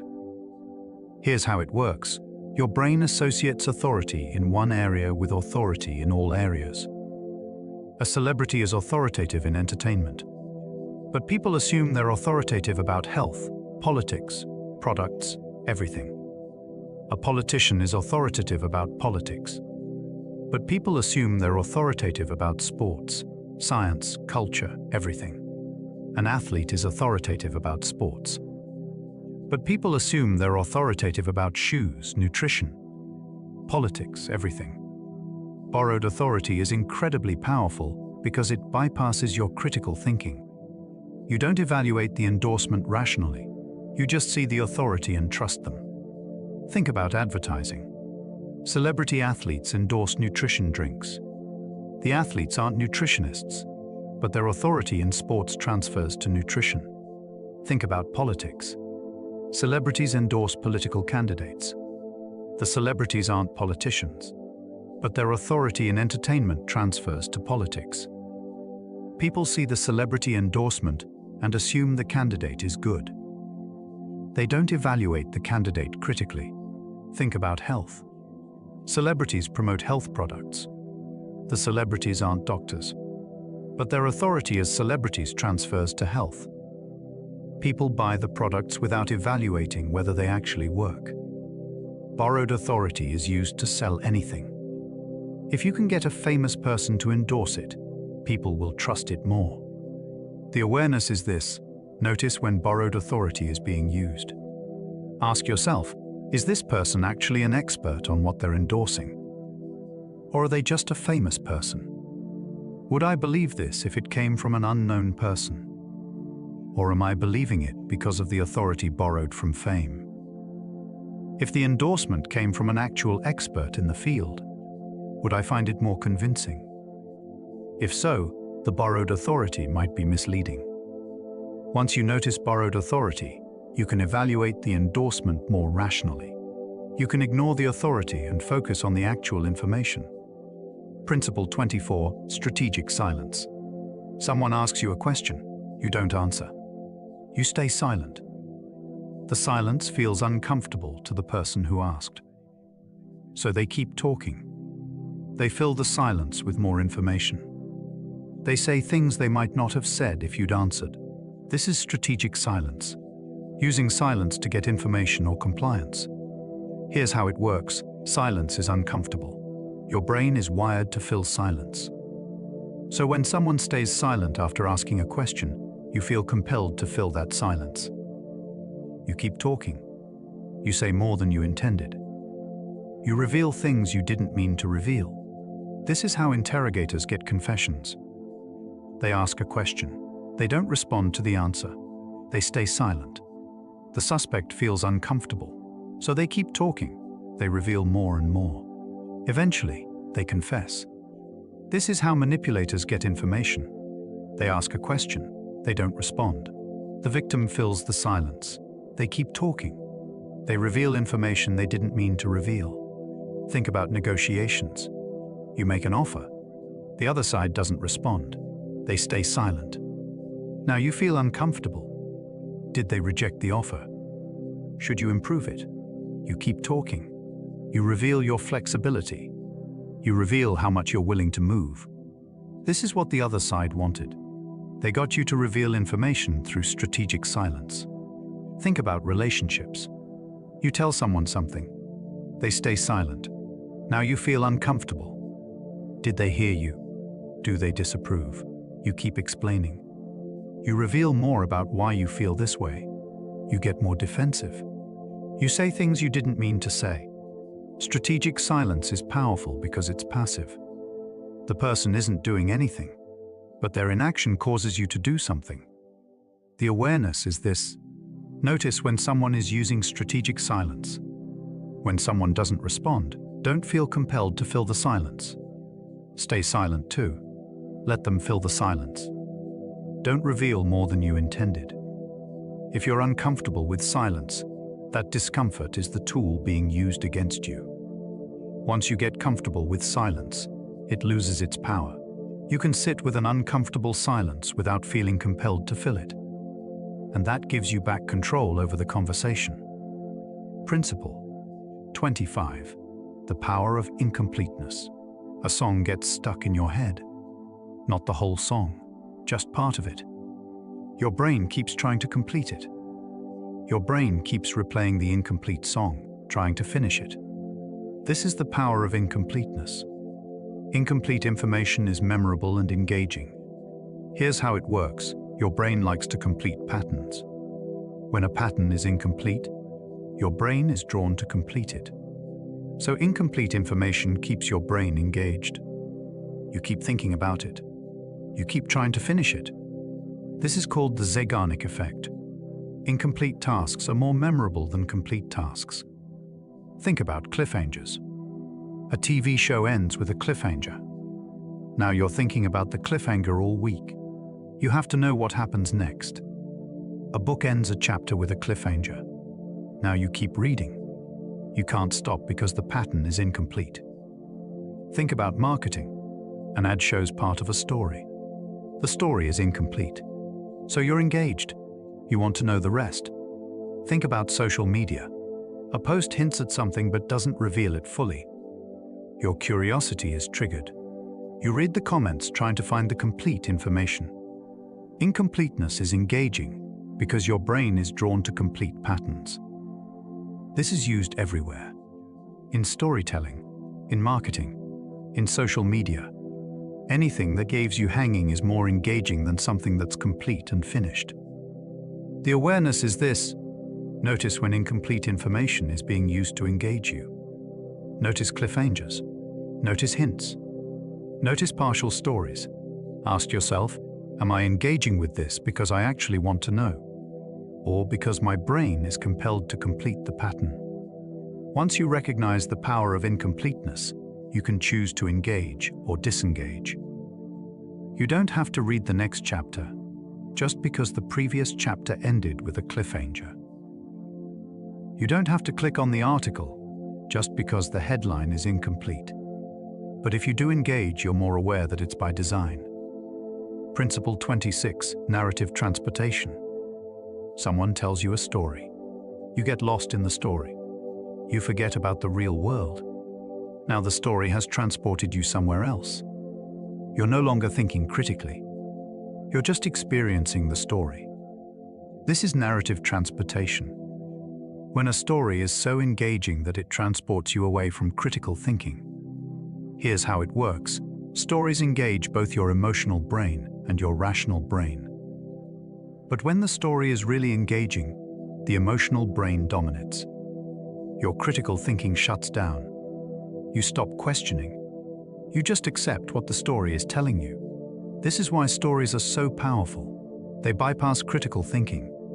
They go straight to emotional resonance. Think about advertising. A commercial tells a story. A man is lonely. He buys a product.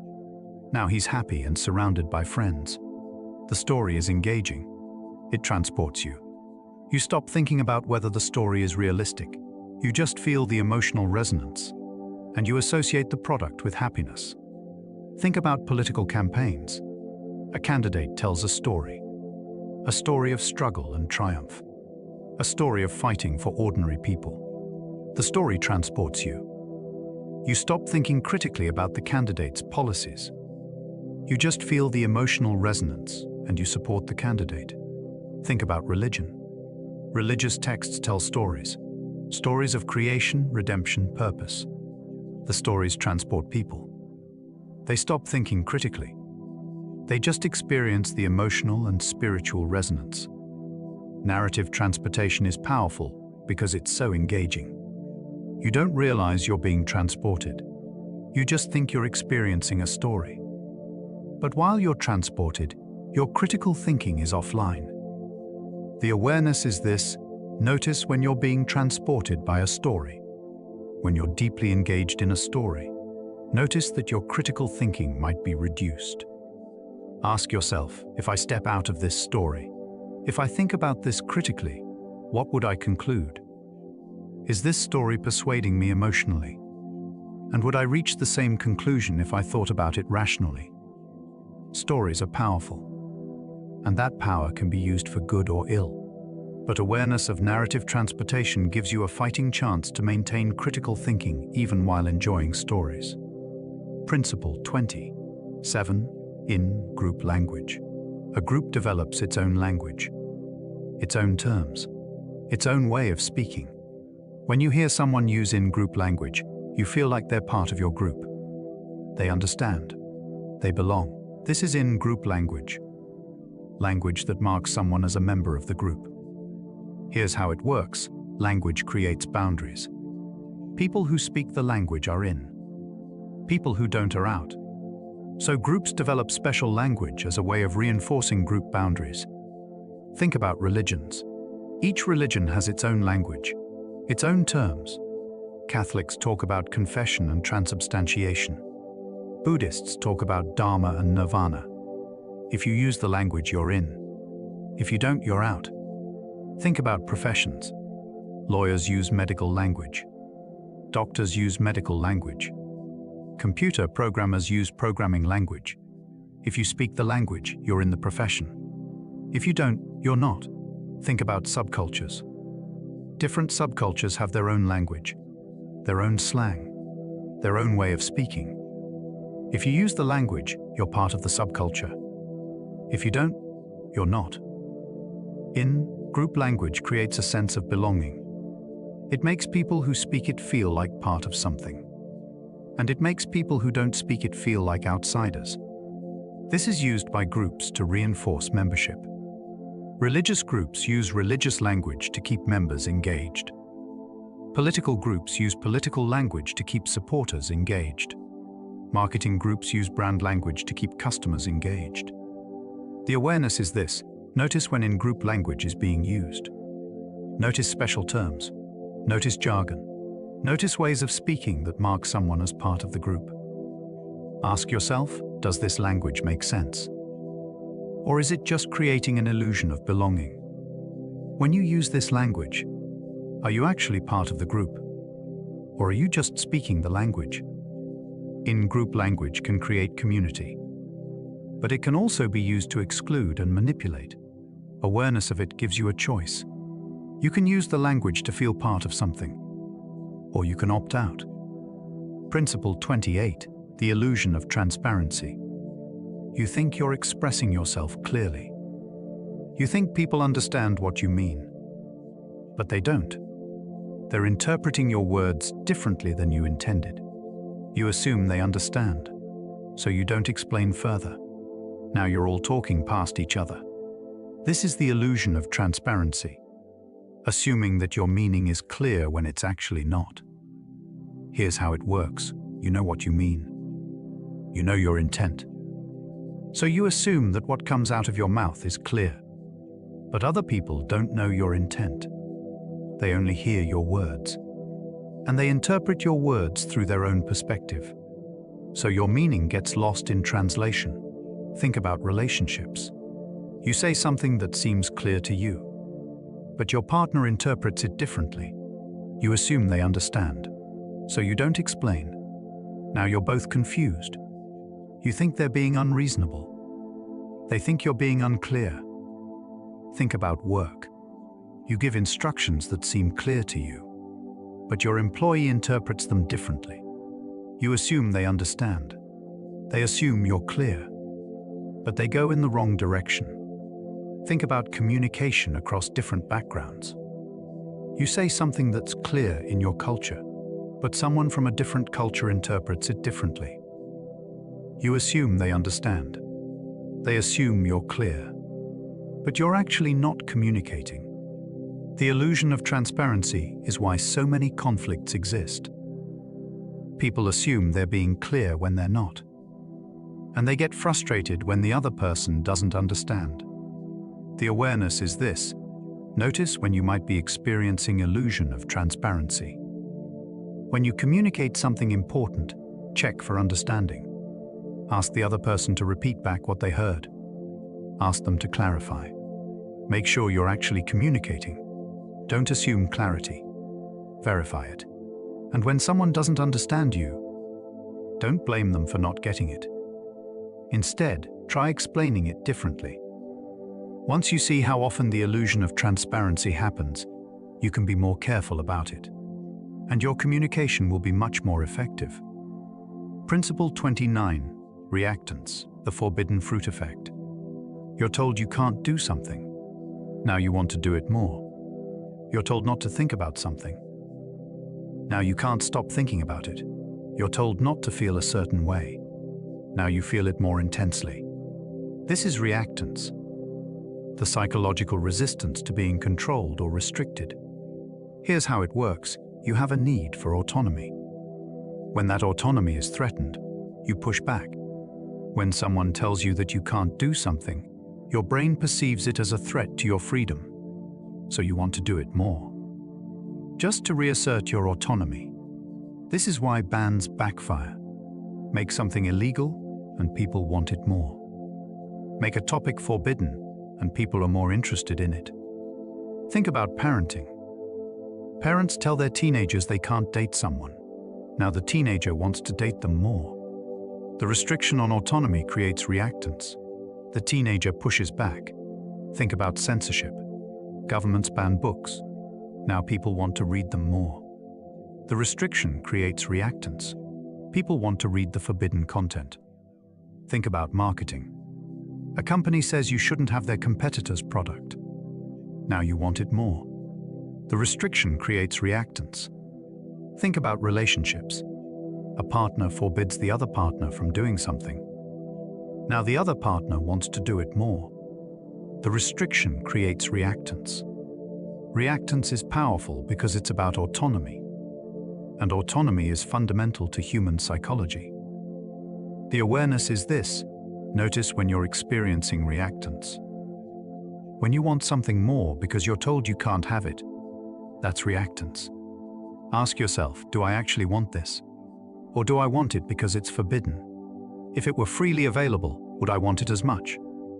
Reactance is normal. It's part of being human. But awareness of it can help you make better decisions. You can recognize when reactance is driving your choices. And you can choose differently if you want to. Principle 30, labeling effects. You label someone as smart. Now they act smarter. You label someone as lazy. Now they act lazier. Your labels actually shape behavior. This is the labeling effect. When labels change behavior in the direction of the label. Here's how it works. People internalize the labels others give them. If you're labeled smart, you start to believe you're smart. So you act smart. You take harder classes. You study more. If you're labeled lazy, you start to believe you're lazy. So you act lazy. You put in less effort. The labels become self-fulfilling prophecies. Think about education. Students are labeled as gifted or slow. The gifted students start to see themselves as gifted.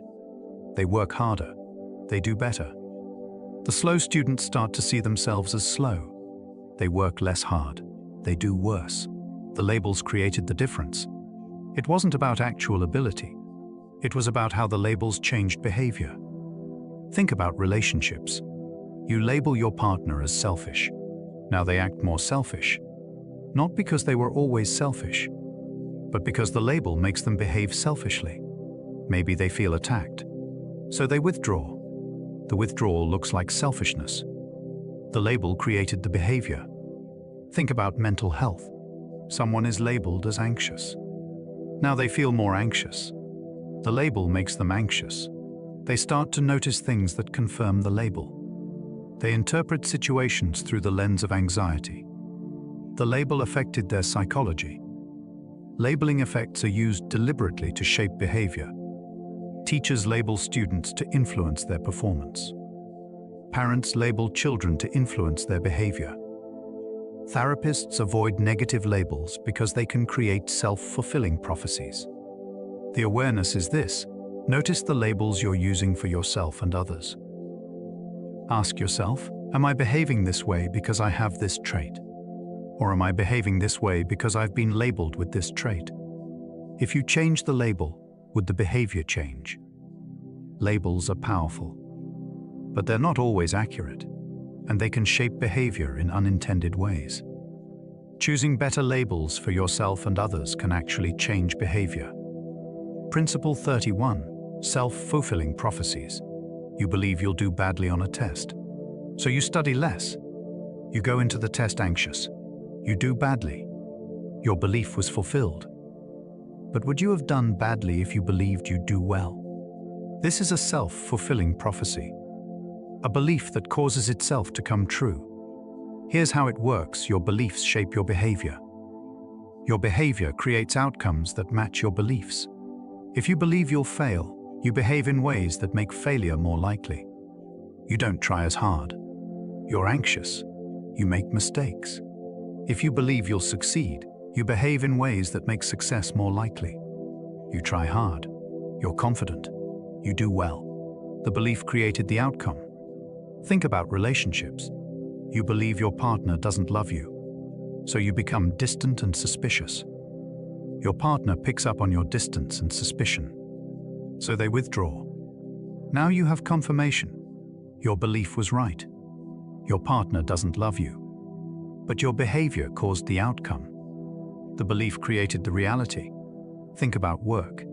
You believe you're not capable of a promotion, so you don't apply. You don't prepare. Someone else gets the promotion.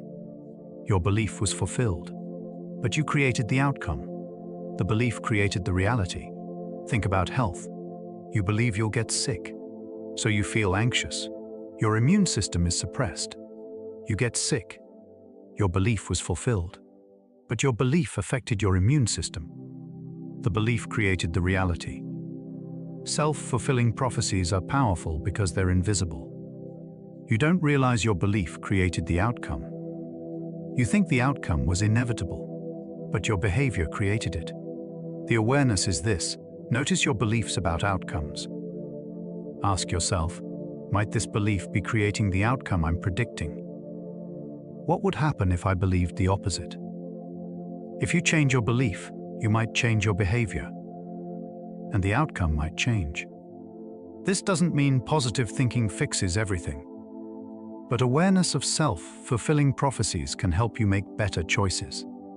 Principle 32. Confirmation bias. You believe something. Let's say you believe that people in a certain group are lazy. Now you notice every instance of someone from that group being lazy. You remember these instances vividly. But you ignore every instance of someone from that group being hardworking. You forget these instances easily. So your belief gets stronger, because you're only seeing evidence that confirms it. This is confirmation bias, your tendency to seek out and remember information that confirms what you already believe. Here's how it works. Your brain is constantly filtering information.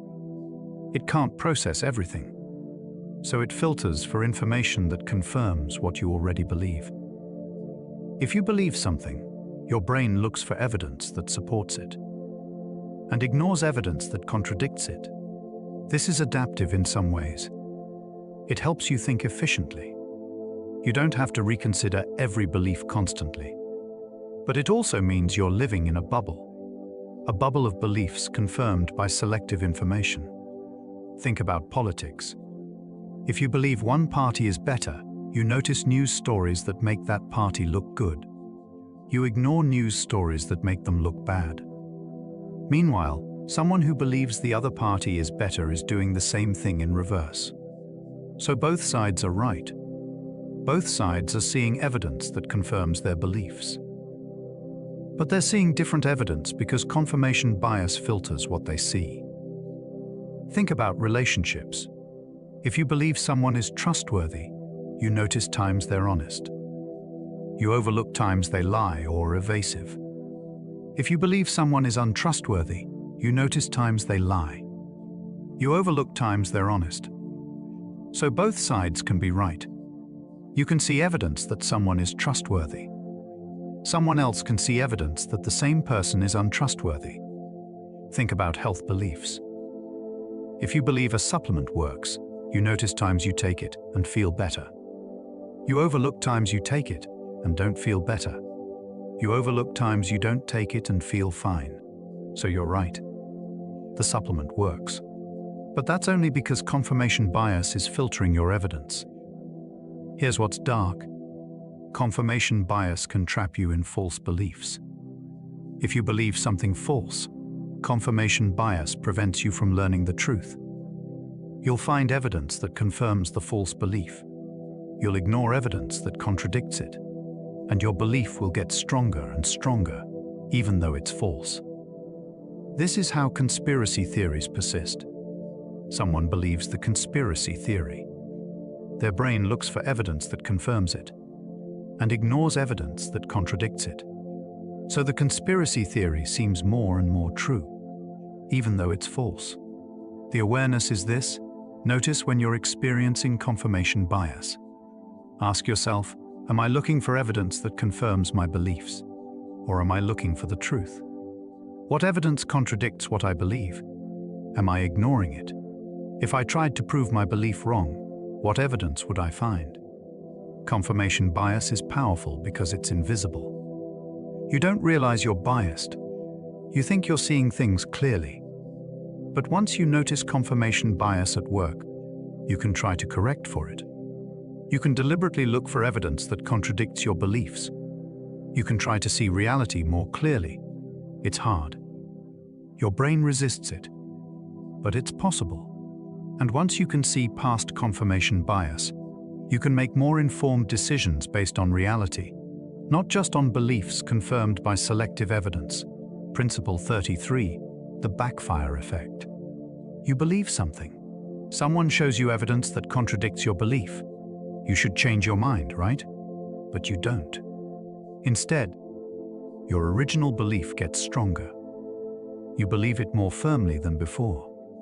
This is the backfire effect. When evidence contradicting your beliefs actually makes you believe them more strongly. Here's how it works. When your core beliefs are challenged, your brain feels threatened. It perceives the contradicting evidence as an attack, so your brain doesn't process the evidence rationally. Instead, it goes into defense mode. It looks for reasons why the evidence is wrong. It looks for ways to interpret the evidence to support your original belief. And the more threatening the evidence, the harder your brain defends the belief. This is why arguments almost never change minds. When you present someone with evidence that contradicts their belief, their brain doesn't absorb the evidence. It attacks the evidence. The person doesn't become less certain. They become more certain. The backfire effect. Think about politics.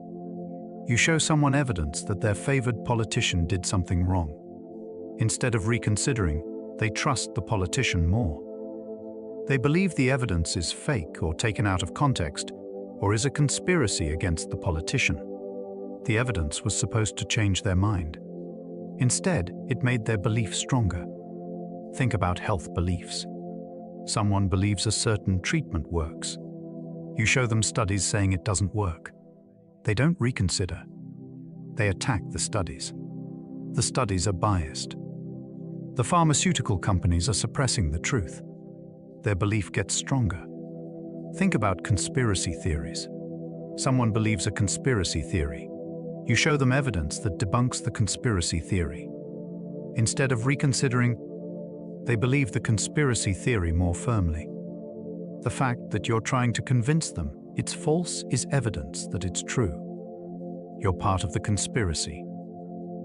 The backfire effect is incredibly powerful because it means that trying to convince someone they're wrong can actually make them more convinced they're right. This is particularly effective with conspiracy theories and extreme beliefs. The more you attack them, the stronger they become. Here's what's dark. People who know about the backfire effect can use it deliberately. If someone wants to strengthen a belief, they can make controversial statements that will be attacked. The attacks will trigger the backfire effect, and the belief will get stronger. This is why extremist leaders sometimes seek out opposition. They want to be attacked, because the attacks strengthen the beliefs of their followers. The awareness is this. Notice when the backfire effect might be happening. If you're presenting evidence to convince someone, be gentle. Attacking their belief directly will trigger the backfire effect. Instead, try to understand why they believe what they believe. Try to present evidence in a way that doesn't feel like an attack. And understand that some beliefs are so core to someone's identity that they'll never change them, no matter what evidence you present. If you're noticing that your own beliefs are getting stronger when they're challenged, pause. Notice that the backfire effect might be happening. Ask yourself, is my belief actually true? Or am I just defending it because it feels like an attack? The backfire effect is powerful, but awareness of it can help you avoid getting trapped by it. Principle 34, illusion of control. You believe you have more control over outcomes than you actually do. A gambler believes they can influence the outcome of a slot machine. They can't. But the illusion of control makes them keep gambling. A person believes their health is in their control. To a degree, it is. But they overestimate how much control they have. So they engage in superstitious health practices. An employee believes their performance evaluation is more in their control than it actually is. So they work longer hours, trying to control something that's partly determined by factors outside their control. This is the illusion of control. Overestimating how much control you have over outcomes. Here's how it works. Your brain likes to feel in control. Control feels safe. Unpredictability feels dangerous. So your brain creates the illusion of control, even in situations where you have little to no control. You buy a lottery ticket. You feel like you have a chance to win. You don't. The odds are astronomically against you. But the illusion of control makes you feel like you have a chance. You cross your fingers during a test. You feel like this gives you a better chance of passing. It doesn't. But the illusion of control makes you feel like you have some influence. You have a lucky ritual before a big event. The ritual doesn't actually influence the outcome. But the illusion of control makes you feel more confident. The illusion of control is adaptive when it increases motivation and confidence. But it becomes problematic when it leads to poor decisions. Think about investing. Investors often believe they have more control over their investments than they actually do. They think they can pick winners. They can't. Most investors underperform the market. But the illusion of control makes them keep trying, keep trading, keep trying to beat the market. Think about health. People believe they have more control over their health than they actually do. Yes, diet and exercise matter. But genetics matter too. Luck matters. Random chance matters. But the illusion of control makes people blame themselves for health problems. If they just controlled themselves better, they wouldn't be sick. Think about relationships. People believe they have more control over their relationships than they actually do.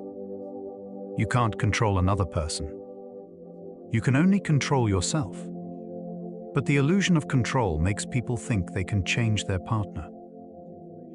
If they just do the right things, their partner will change. The illusion of control is used against you in gambling and lotteries. Casinos deliberately reinforce the illusion of control. They give you buttons to press on slot machines.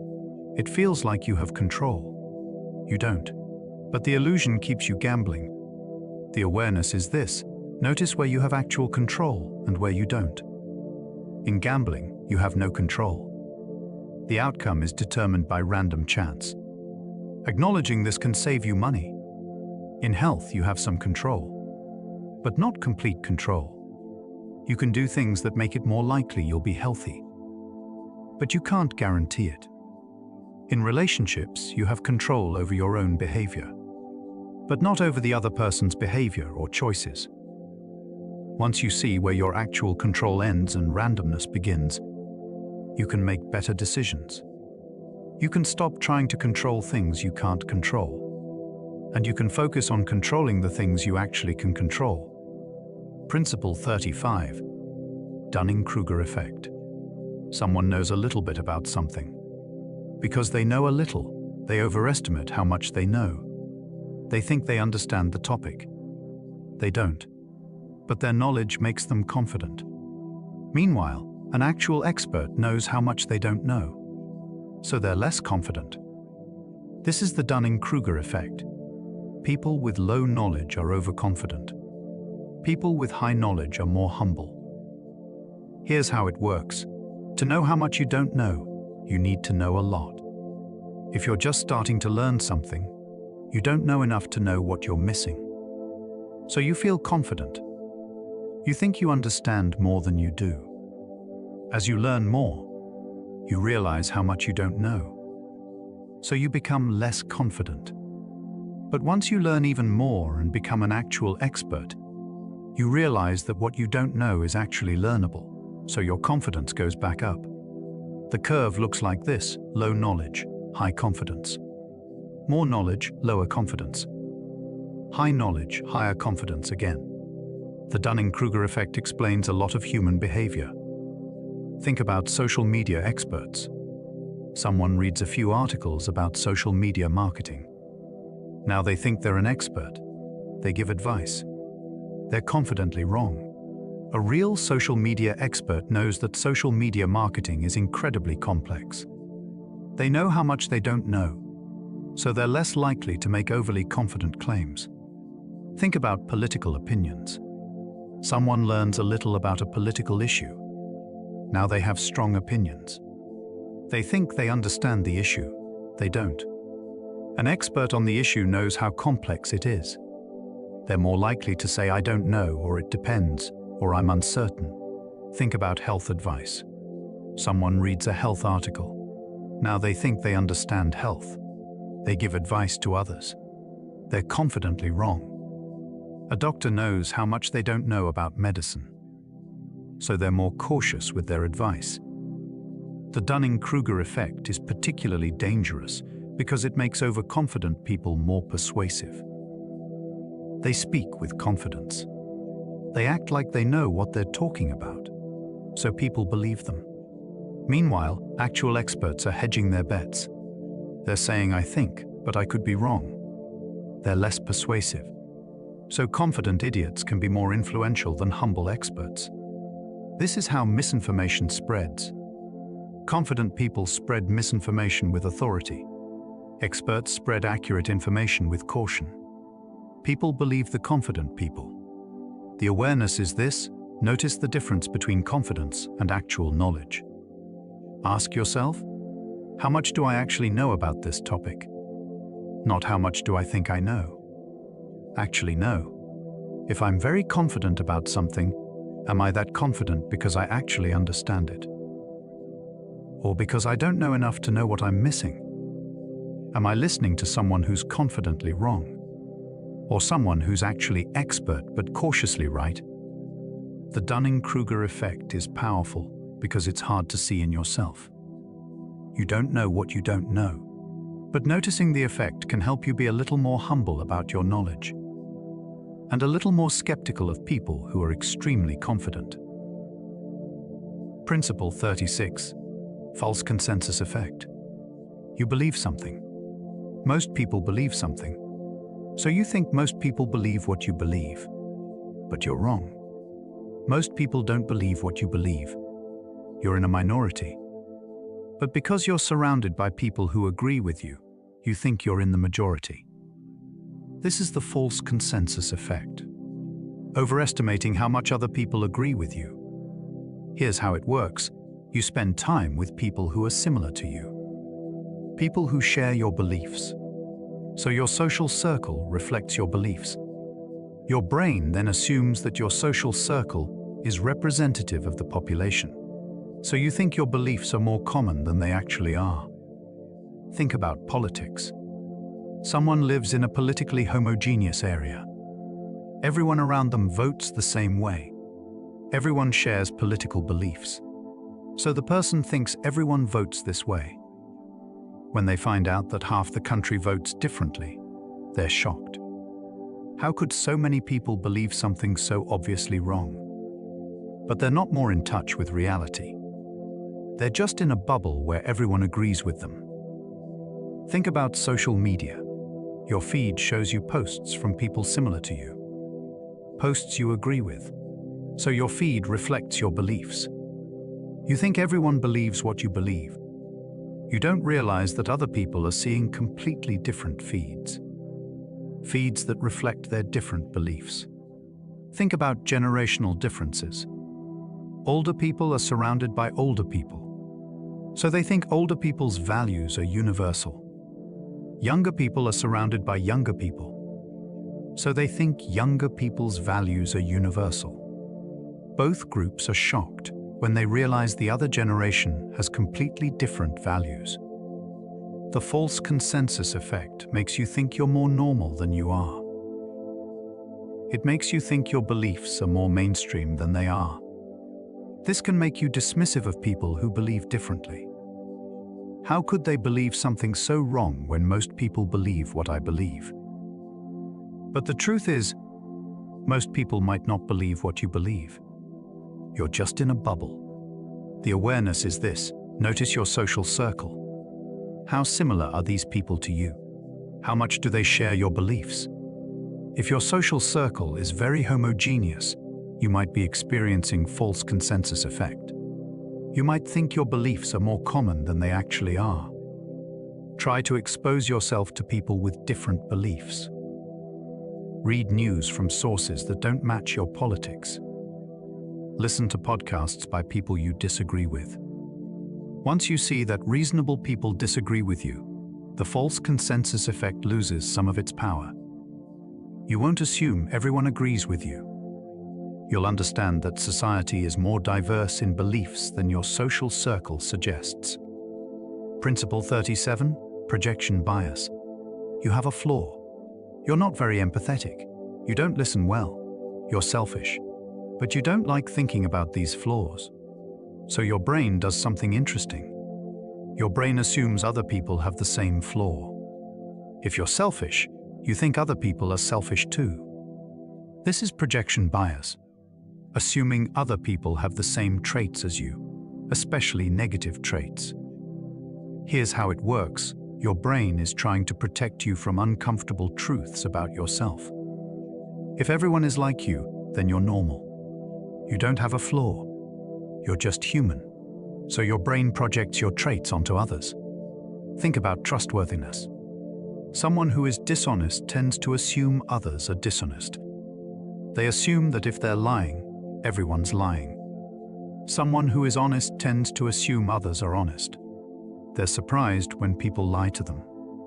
Think about intelligence. Someone with low self-esteem might assume that they're stupid and everyone else is also stupid. So when people disagree with them, it's not because they're wrong. It's because everyone's stupid. Think about kindness. Someone who is not kind tends to assume that other people are not kind. They expect to be treated badly. They assume people's kindness is fake or manipulative. Someone who is kind tends to assume that other people are kind. They're surprised when people are cruel. Projection bias can lead to self-fulfilling prophecies.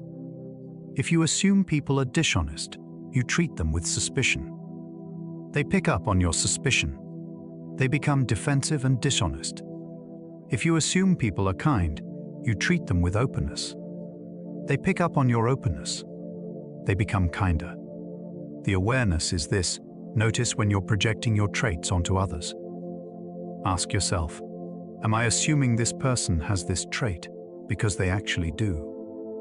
Or because I have this trait? What would be the evidence that they don't have this trait? Am I ignoring evidence? Projection bias is subtle because it's about your own traits.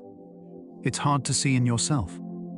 But noticing when you're projecting can help you see other people more accurately. And it can help you recognize traits in yourself that you've been avoiding. Principle 38, fundamental attribution error. Someone cuts you off in traffic. You think they're a reckless driver. They're careless. They're dangerous. But you don't know why they cut you off. Maybe their brakes failed. Maybe they were distracted because they just got terrible news.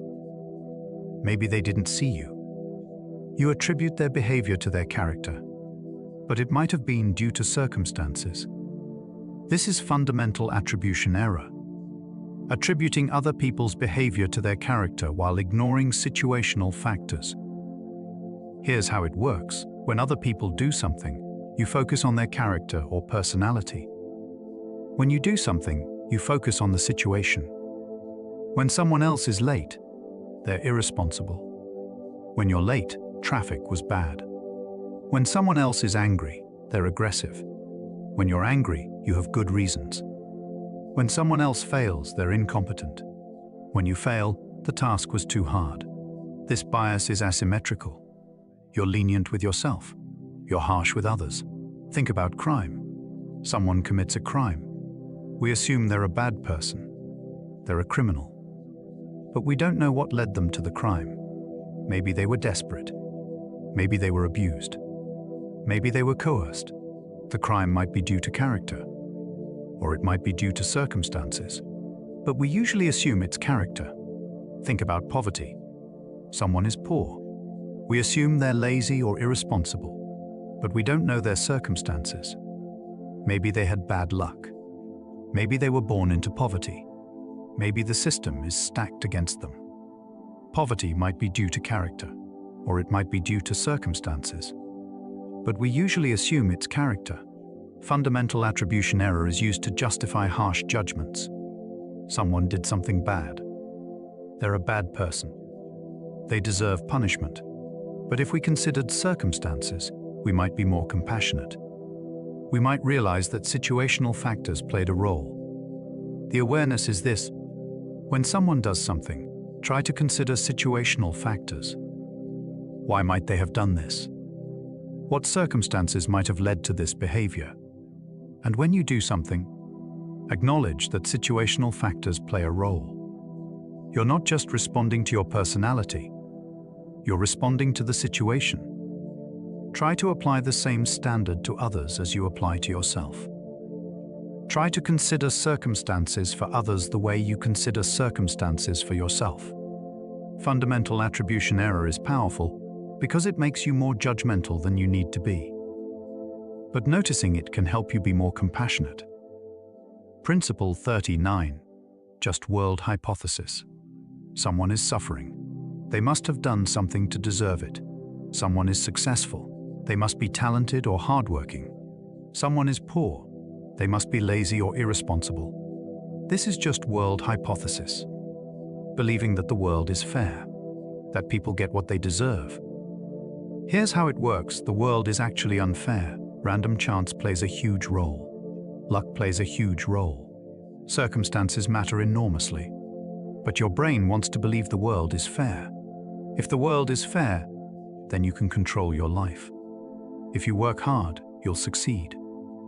If you're moral, good things will happen to you. This belief gives you a sense of control and safety, so your brain clings to it.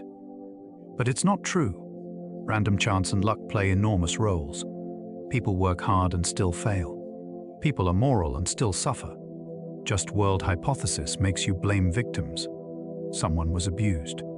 You assume they did something to provoke it. Someone was robbed. You assume they were somewhere unsafe for a reason. Someone has cancer. You assume they did something unhealthy to cause it. The world is fair in your mind. So if something bad happened to someone, they must have deserved it. This bias protects you from the horror of random misfortune. But it also makes you cruel. It makes you blame people for circumstances beyond their control. Just world hypothesis is used against you in systems that are unfair. If the system is unfair, it's not the system's fault. It's the fault of people who aren't successful in the system. If you're poor, it's because you're lazy. If you're sick, it's because you didn't take care of yourself. If you're lonely, it's because you're not likable. This thinking protects the system from criticism, and it makes poor people, sick people, and lonely people blame themselves. The awareness is this: notice when you're using just world hypothesis to blame people. Ask yourself, is this person actually responsible for their circumstances? Or am I assuming they are because I want to believe the world is fair? What role did luck play? What role did circumstance play? The world isn't fair. Random things happen to random people. Bad things happen to good people. Good things happen to bad people. Once you accept that the world is unfair, you can be more compassionate. You can stop blaming people for circumstances beyond their control. And you can work on making the world more fair instead of assuming it already is. Principle 40. Clustering illusion. A coin lands on heads 5 times in a row. You think the coin is biased toward heads, but it's random. 5 heads in a row is perfectly normal for a random coin. You're seeing a pattern where there is none. This is clustering illusion. Here's how it works. Your brain is pattern recognition machine. It's looking for patterns everywhere. Sometimes there are patterns. But sometimes, what looks like a pattern is just randomness. Your brain can't distinguish between a real pattern and random clustering. So you see patterns everywhere, even when there are none. Think about gambling. A slot machine hits big several times in a row. You think it's hot. It's more likely to hit big again, but it's random. Each spin is independent. The pattern you saw was just randomness. Think about weather. It rains 3 days in a row. You think it's going to rain more, but it might just be random clustering. Think about health. Someone takes a supplement and feels better. They take it again and feel better. They think the supplement works, but it might have been random. They might have felt better anyway, or placebo effect, or coincidence. Clustering illusion makes you see cause and effect where there's just randomness. Think about stocks. A stock goes up several days in a row. You think it's a good investment. You buy it. But it might have been random clustering. The stock might come down tomorrow. Think about relationships. 2 people have a lot in common. You assume they're meant to be together. But maybe it's just coincidence. Maybe they're not actually compatible. Clustering illusion is used against you in gambling. Casinos know that people see patterns in randomness. So casinos design their games to show patterns, even though the underlying randomness is unchanged. A slot machine might show that cherry came up a lot recently. So players think cherry is hot. They keep playing. But it's still random. The pattern was just randomness. The awareness is this. Notice when you're seeing patterns.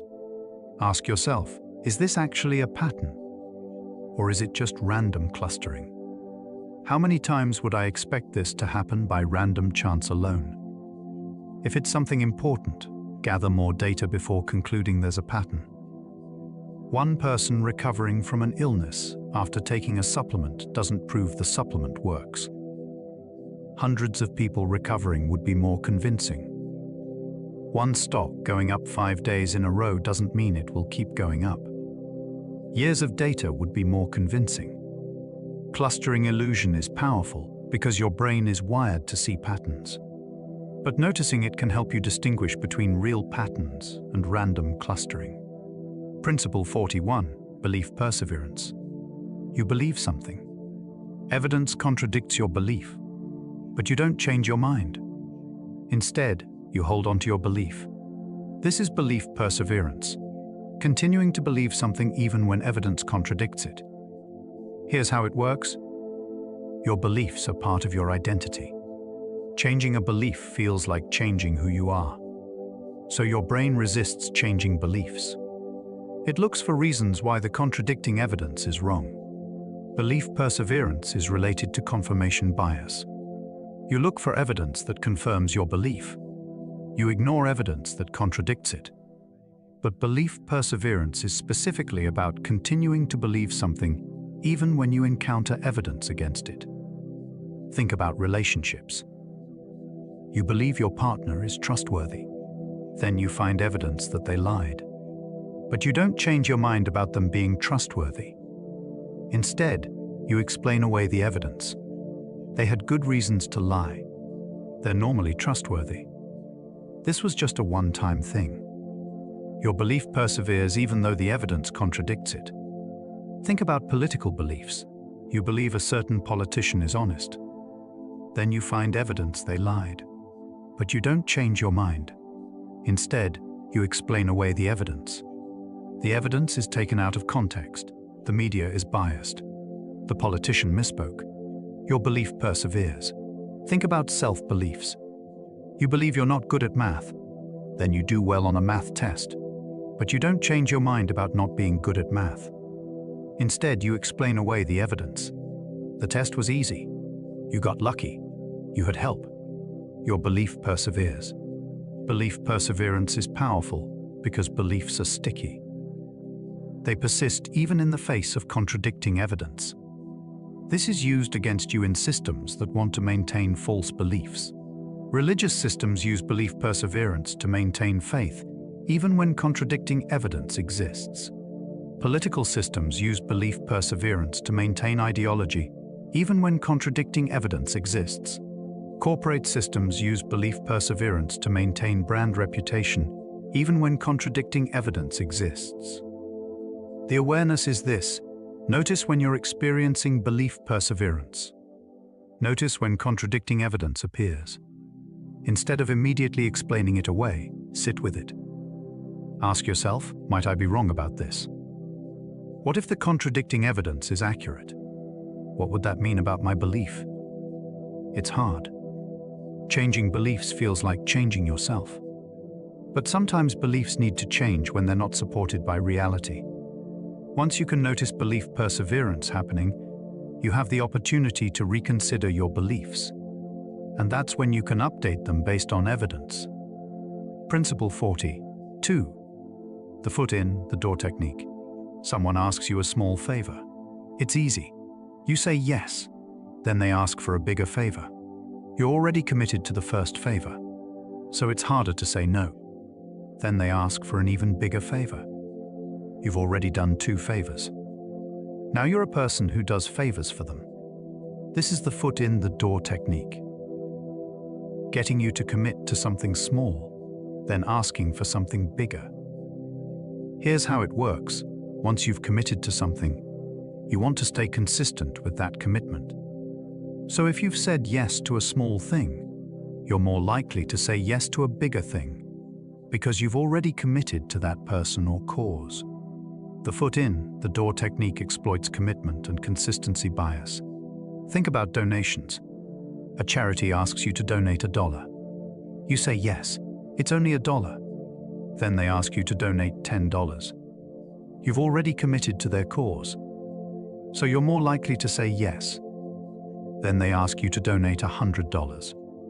You've already given money, why not give more? Think about relationships. Someone asks to hang out once. You say yes. Then they ask to hang out multiple times a week.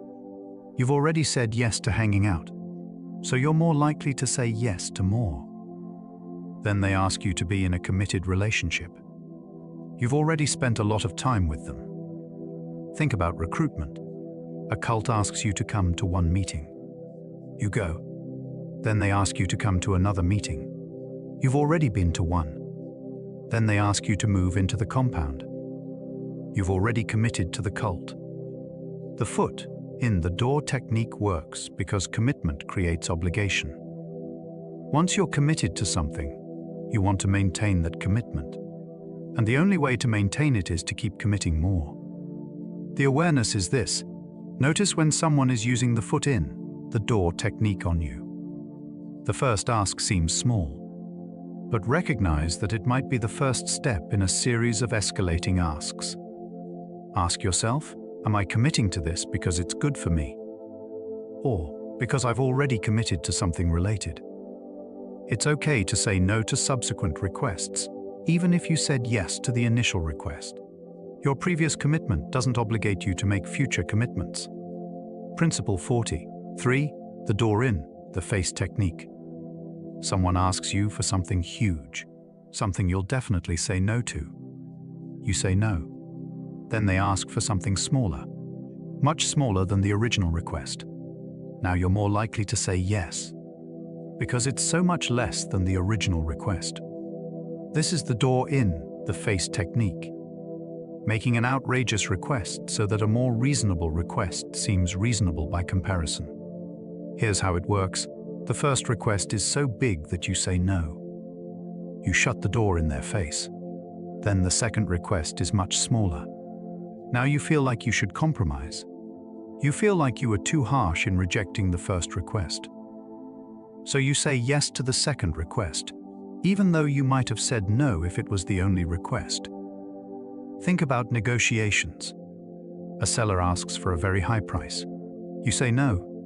Then they ask for a lower price, much lower, but still higher than you wanted to pay. You feel like you should compromise. So you agree to pay the lower price. But the lower price was probably what they wanted all along. The high price was just an anchor to make the lower price seem reasonable. Think about relationships. Someone asks for a huge commitment. Move in together. Get married. Have kids. You're not ready? You say no. Then they ask for a smaller commitment. Go on a trip together. Meet their family.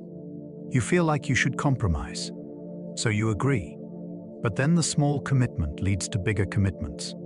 And before you know it, you've agreed to things you didn't want to agree to. Think about activism. An activist asks you to radically change your lifestyle. Go vegan. Become an activist too. Donate a lot of money. You say no. You're not that committed. Then they ask for something smaller. Just try being vegan for a week. Just go to one meeting. Just donate a small amount. You feel like you should compromise. So you agree. The door in the face technique works because it creates a sense of obligation to compromise. The awareness is this. Notice when someone is using the door in the face technique on you. Notice the huge initial request that you reject. Notice the smaller follow-up request. Recognize that the smaller request might be what they wanted all along. You can say no to the second request. You don't have to compromise just because you rejected the first request. You rejected the first request for a reason. That reason still applies to the second request, even if it's smaller. Principle 44, the low ball technique. A car salesman offers you an amazing deal on a car. The price is incredibly low. You agree to buy. Then, as you're about to sign the papers, the salesman says the deal isn't quite available. But there's a very similar deal, just a little bit more expensive.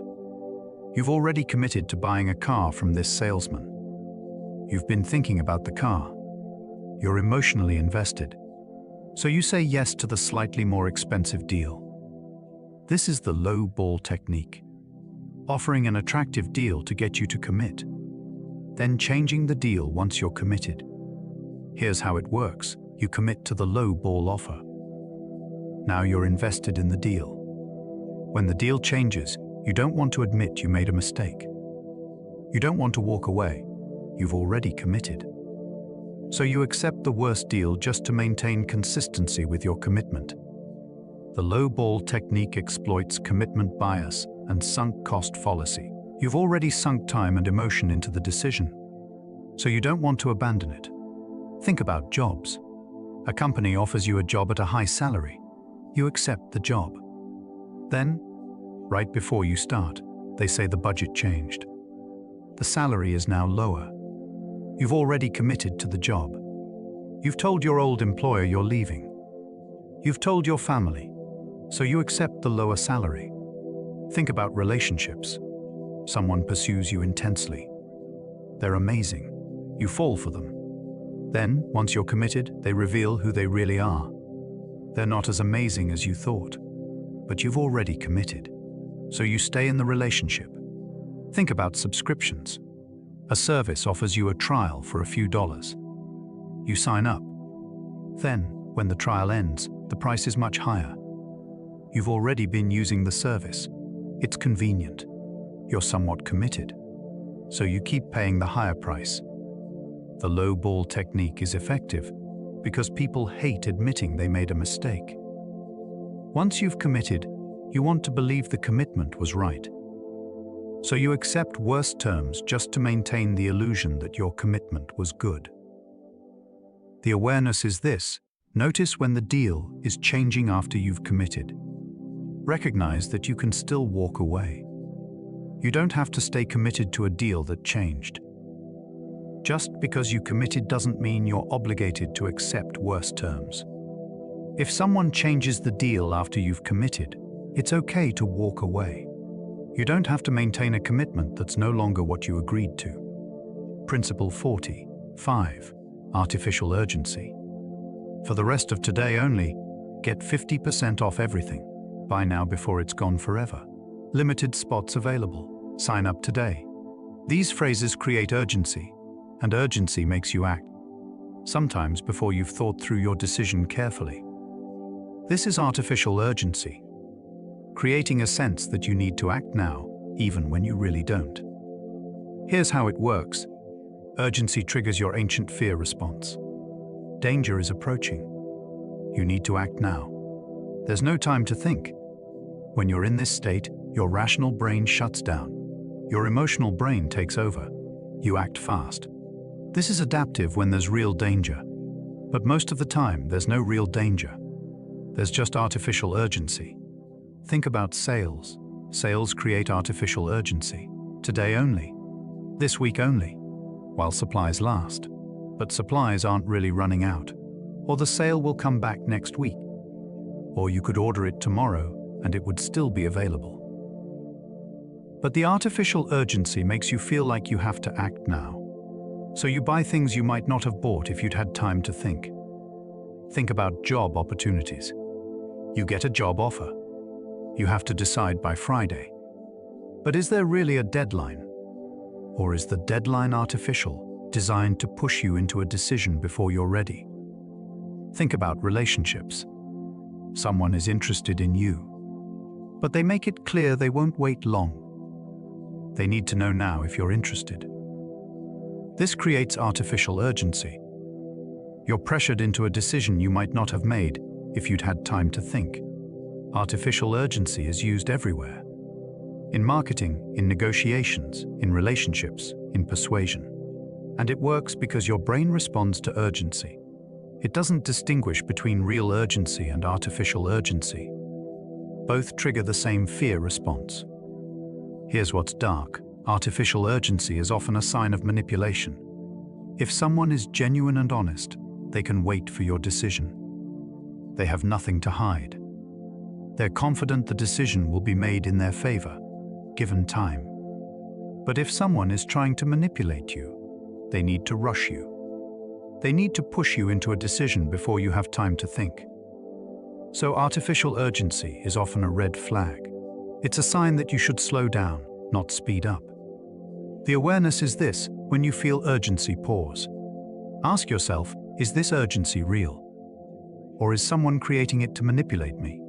If there's real urgency, acting quickly is appropriate. But if the urgency is artificial, slow down. Take time to think. Make a decision when you're ready, not when someone else says you should. Most of the time, there's more time than urgency suggests. And taking time to think leads to better decisions than rushing. Principle 46. Fear appeal. An advertisement shows terrible consequences. Your teeth will rot if you don't use our toothpaste. Your house will flood if you don't buy our insurance. Your family will starve if you don't buy our financial service. The fear is real. The solution is the product. This is fear appeal. Using fear to make people believe they need something. Here's how it works. Fear is a powerful motivator. It overrides rational thought. When you're afraid, you act. And people want to avoid things they're afraid of. So if you can make someone afraid and then offer a solution, they'll often take it. Fear appeal is everywhere. In advertising, in politics, in public health messaging, in social media. Think about politics. Politicians create fear about what the other side will do. Now people are afraid. Now they vote for the politician. Think about public health. Health organizations create fear about disease. Now people are afraid. Now they follow health guidelines. Think about marketing. Companies create fear about problems. Now people are afraid. Now they buy the solution. Fear appeal works because fear bypasses your rational brain. It goes straight to your emotional brain, and your emotional brain makes you act. But here's the thing. Fear appeal often exaggerates the threat. It makes things seem scarier than they are. A toothpaste advertisement shows someone losing their teeth. But most people won't lose their teeth if they don't use that specific toothpaste. The threat is exaggerated. A political campaign shows terrible consequences if the opponent wins, but the opponent probably won't cause such terrible consequences. The threat is exaggerated. The exaggeration is intentional. It makes the fear stronger, and stronger fear leads to more action. Here's what's particularly insidious. Once you're afraid, you're more vulnerable to manipulation. When you're afraid, you look for solutions. And whoever offers a solution seems like they know what they're doing. A politician offers a solution to the fear they created. So people trust them and vote for them. A company offers a solution to the fear they created. So people buy the product. In essence, you're being manipulated into creating a problem, then manipulated into buying the solution. The awareness is this. Notice when fear is being used to persuade you. Ask yourself, is this threat real? Or is it being exaggerated to make me afraid? What would happen if I didn't take the offered solution? Would the feared consequence actually occur? Or would I be okay? Fear is a useful emotion. It keeps you safe. But fear can also be exploited. Once you notice when fear is being used to manipulate you, you can evaluate the actual threat more rationally. And that's when fear stops controlling your decisions. Principle 47, guilt manipulation. You feel guilty. You didn't help someone. You weren't a good friend. You didn't donate to charity. Guilt is a powerful emotion. It makes you want to make up for what you did or didn't do. So someone exploits that guilt. Someone reminds you of what you didn't do. Now you feel guilty. Now you're willing to do what they want just to make the guilt go away. This is guilt manipulation. Using guilt to make people do things. Here's how it works. Guilt is about the gap between who you want to be and who you actually are. When that gap widens, you feel guilt. Someone can deliberately widen that gap. They can remind you of how you're failing to live up to your values. Now you feel guilty, and you'll do almost anything to make the guilt go away. Think about parents. Parents use guilt on their children. You didn't call me. You forgot my birthday. You're not a good son or daughter. The child feels guilty, and to make the guilt go away, they do what the parent wants. Think about charities. Charities use guilt. Look at these suffering children. You have so much and they have nothing. Aren't you a kind person? Then donate. The potential donor feels guilty. They have more than others. And to make the guilt go away, they donate. Think about relationships. Partners use guilt. You're always working. You don't spend time with me. You don't care about us.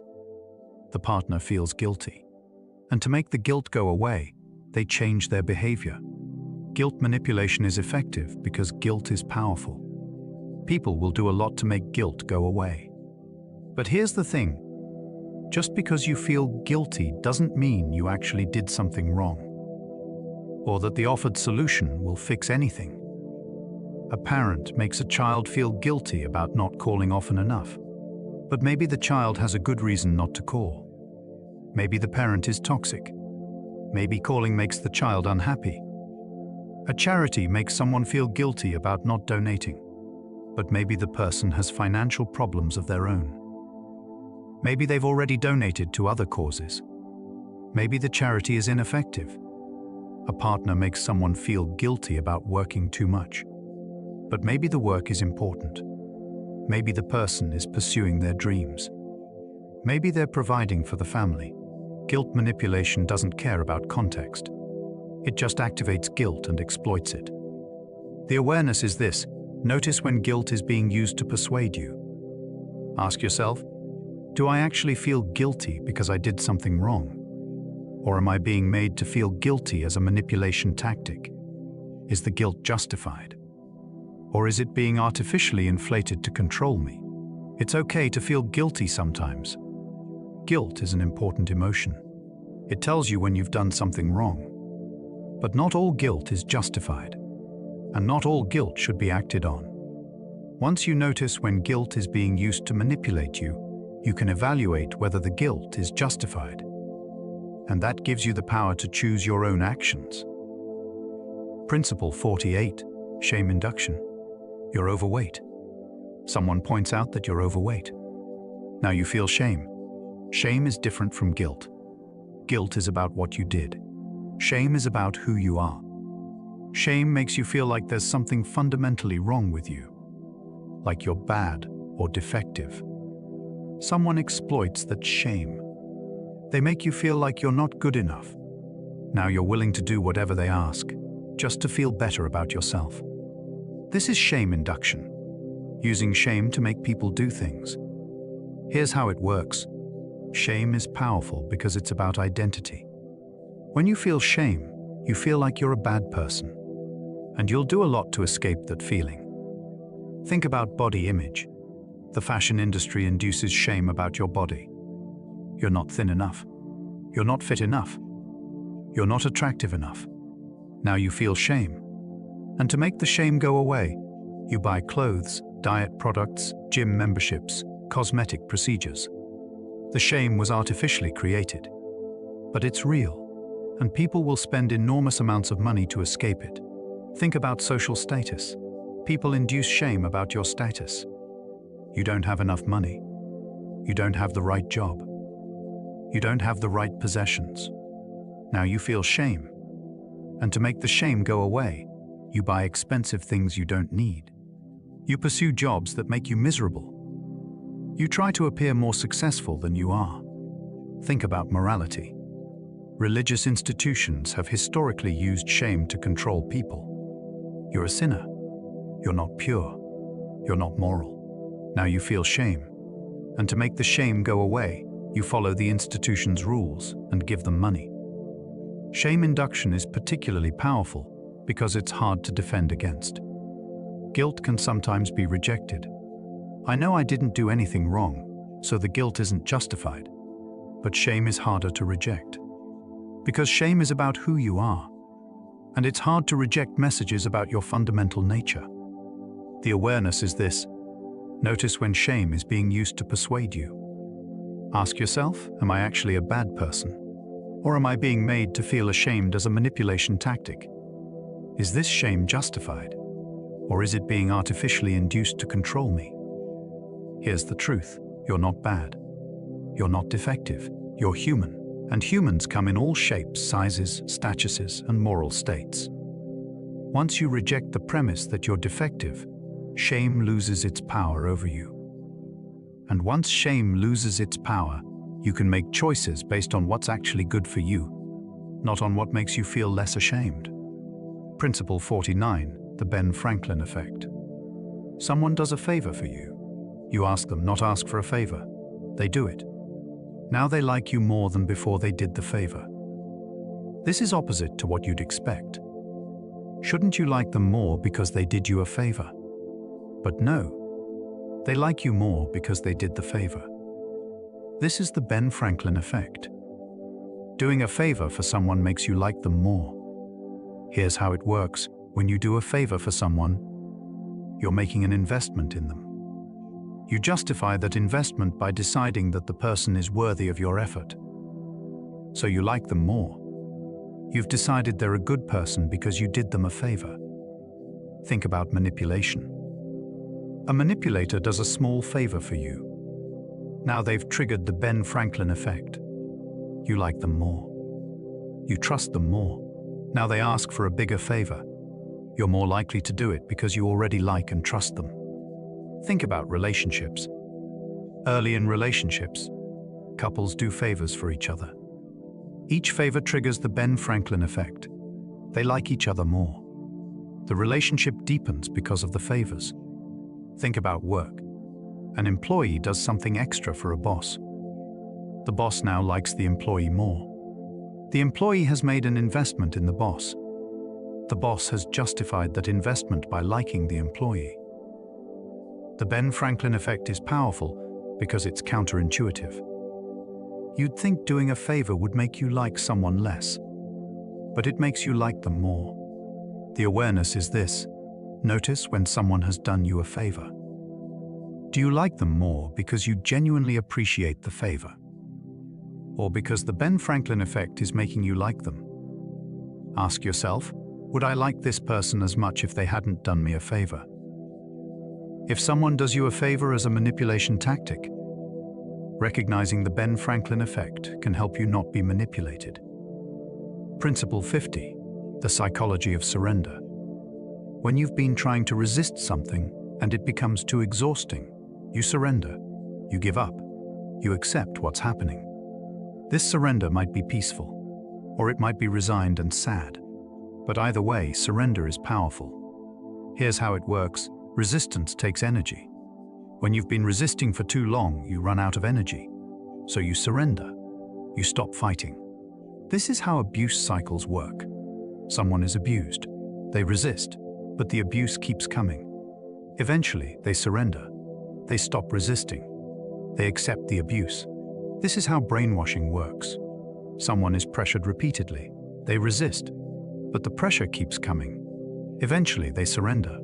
They accept the new beliefs. This is how interrogation works. Someone is questioned repeatedly. They resist, but the questioning keeps coming. Eventually, they surrender. They confess. Surrender is used as a manipulation tactic because it's effective. The awareness is this: notice when you're being worn down through repeated pressure. Notice when you're about to surrender.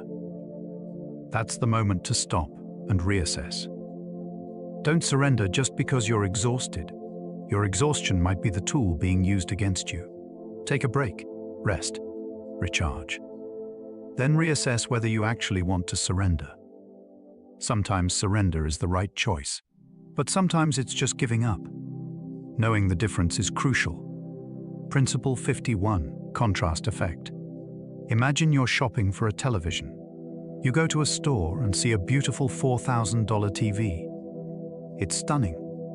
The picture is incredible. You stand there wanting it but can't justify the price. Then a salesman appears and says, "But we also have this $3,000 model right next to it." Suddenly, $3,000 doesn't seem so bad. It's $1,000 less than the other one. You feel like you're getting a deal. But here's the thing, 10 minutes ago, you thought $3,000 for a TV was expensive. Now, compared to the $4,000 TV, it seems reasonable. Nothing about the $3,000 TV changed. Nothing about your financial situation changed. Only the contrast changed. This is the contrast effect. And it's everywhere. Here's how it works. Your brain doesn't evaluate things in isolation. It evaluates them in relation to other things. The context shapes your perception of value. This is why restaurants put an expensive bottle of wine on the menu they don't really expect to sell. It makes the expensive bottles seem less expensive by comparison. This is why subscription services show you 3 pricing tiers. The middle one suddenly seems like the best deal, even though it's the most profitable one for the company. The expensive one makes it seem reasonable by contrast. This is why job offers work the way they do. A company offers you $50,000 a year. You're about to say no. Then they say, "But you could make $40,000 somewhere else." Suddenly, $50,000 looks great. Nothing changed except the contrast. Here's what's darker.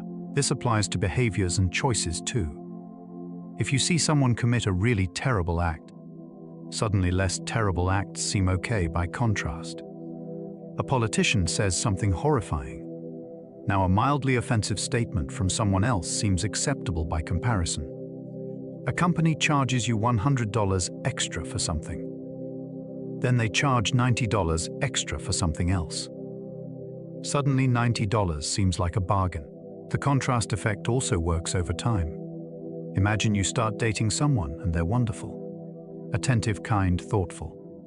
Then slowly they become less attentive, less kind, less thoughtful. But the contrast is subtle. The change is gradual. So you tolerate worse and worse behavior because it's not as bad as before. This is how toxic relationships persist. Not because the person is always terrible, but because the contrast makes the terrible moments seem not so terrible. Abusers use this consciously. They're wonderful one day, terrible the next. The wonderful days make you tolerate the terrible days. The contrast between cruelty and kindness keeps you emotionally trapped. Here's what's brilliant about the contrast effect from a manipulation standpoint. It's entirely psychological. There's no objective truth to whether something is good or bad. It all depends on what you're comparing it to. So if I want you to accept X, all I have to do is introduce Y, which is worse than X. Now X seems acceptable. If I want you to accept a price, all I have to do is show you a higher price first.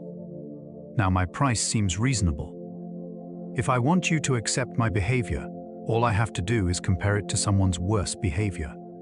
Now my behavior seems acceptable. The scary part: you're not even aware this is happening. You think you're making an objective judgment, but you're just comparing things. The awareness is this: when you're evaluating something, try to evaluate it on its own terms, not in relation to something else. Is this price fair for this product? Not, is it cheaper than the alternative? Is this behavior acceptable? Not, is it worse than what someone else did? It's hard. Your brain naturally compares. But trying to evaluate things independently gives you more power. Because once you see the contrast effect working, it loses some of its power. You can notice when someone's using a worse option to make a mediocre option seem good. And that awareness changes everything. Principle 52, the illusion of transparency. You think you're expressing yourself clearly. You think people understand what you mean. But they don't. They're interpreting your words differently than you intended. You assume they understand. So you don't explain further. Now you're all talking past each other. This is the illusion of transparency. Assuming that your meaning is clear when it's actually not. Here's how it works. You know what you mean. You know your intent. So you assume that what comes out of your mouth is clear. But other people don't know your intent. They only hear your words. And they interpret your words through their own perspective. So your meaning gets lost in translation. Think about relationships. You say something that seems clear to you, but your partner interprets it differently. You assume they understand, so you don't explain. Now you're both confused. You think they're being unreasonable. They think they're being unclear. Think about work. You give instructions that seem clear to you, but your employee interprets them differently. You assume they understand. They assume you're clear, but they go in the wrong direction. Think about communication across different backgrounds. You say something that's clear in your culture, but someone from a different culture interprets it differently. You assume they understand. They assume you're clear, but you're actually not communicating. The illusion of transparency is why so many conflicts exist. People assume they're being clear when they're not, and they get frustrated when the other person doesn't understand. The awareness is this: notice when you might be experiencing illusion of transparency. When you communicate something important, check for understanding. Ask the other person to repeat back what they heard. Ask them to clarify. Make sure you're actually communicating. Don't assume clarity. Verify it. And when someone doesn't understand you, don't blame them for not getting it. Instead, try explaining it differently. Once you see how often the illusion of transparency happens, you can be more careful about it, and your communication will be much more effective. Principle 50.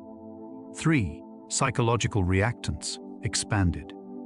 When your freedoms are threatened, you don't just want to do the forbidden thing. You become defensive about your entire range of freedoms. Someone tries to control you. Now you resist everything they're trying to do. This is expanded reactance. A threat to one freedom feels like a threat to all freedoms. The awareness is this: notice when you're in reactance mode. When you're resisting someone, ask yourself, am I resisting because they're wrong? Or am I resisting because they're trying to control me? If it's the latter, try to step back. You can disagree with someone without being in a state of reactance. Once you notice reactance, you can choose to respond differently. Principle 54. Strategic visibility, the opposite of strategic silence. Sometimes, being visible is strategic. Someone makes sure you see them. They're in your line of sight. They're present. This builds familiarity, and familiarity breeds liking through the mere exposure effect.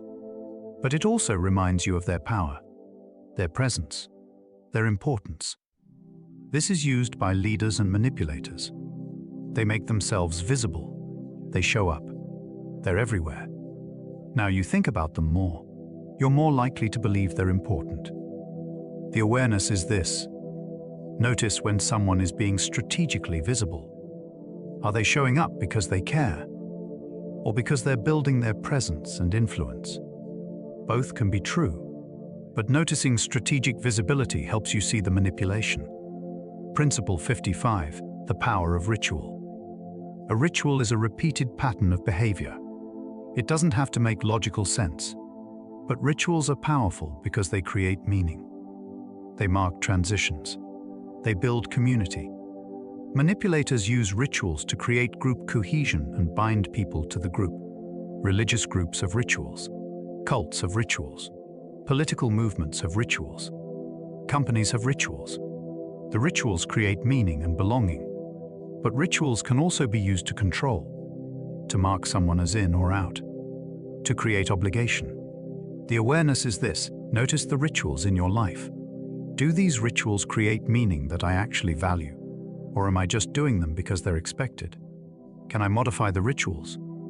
Or am I locked into them? Rituals can be beautiful, but awareness of them helps you choose which rituals to participate in. Principle 56, the sunk cost trap, expanded. You invested $1,000. You invested a year. You invested your heart. Now you're invested, so you can't leave. But sunk costs are irrelevant to future decisions. The awareness is this: recognize sunk costs for what they are. Past investments that don't affect future choices. You can always choose to leave, even if you've invested a lot. The investment is gone. The question is whether you want to keep investing. Principle 57, epistemic status.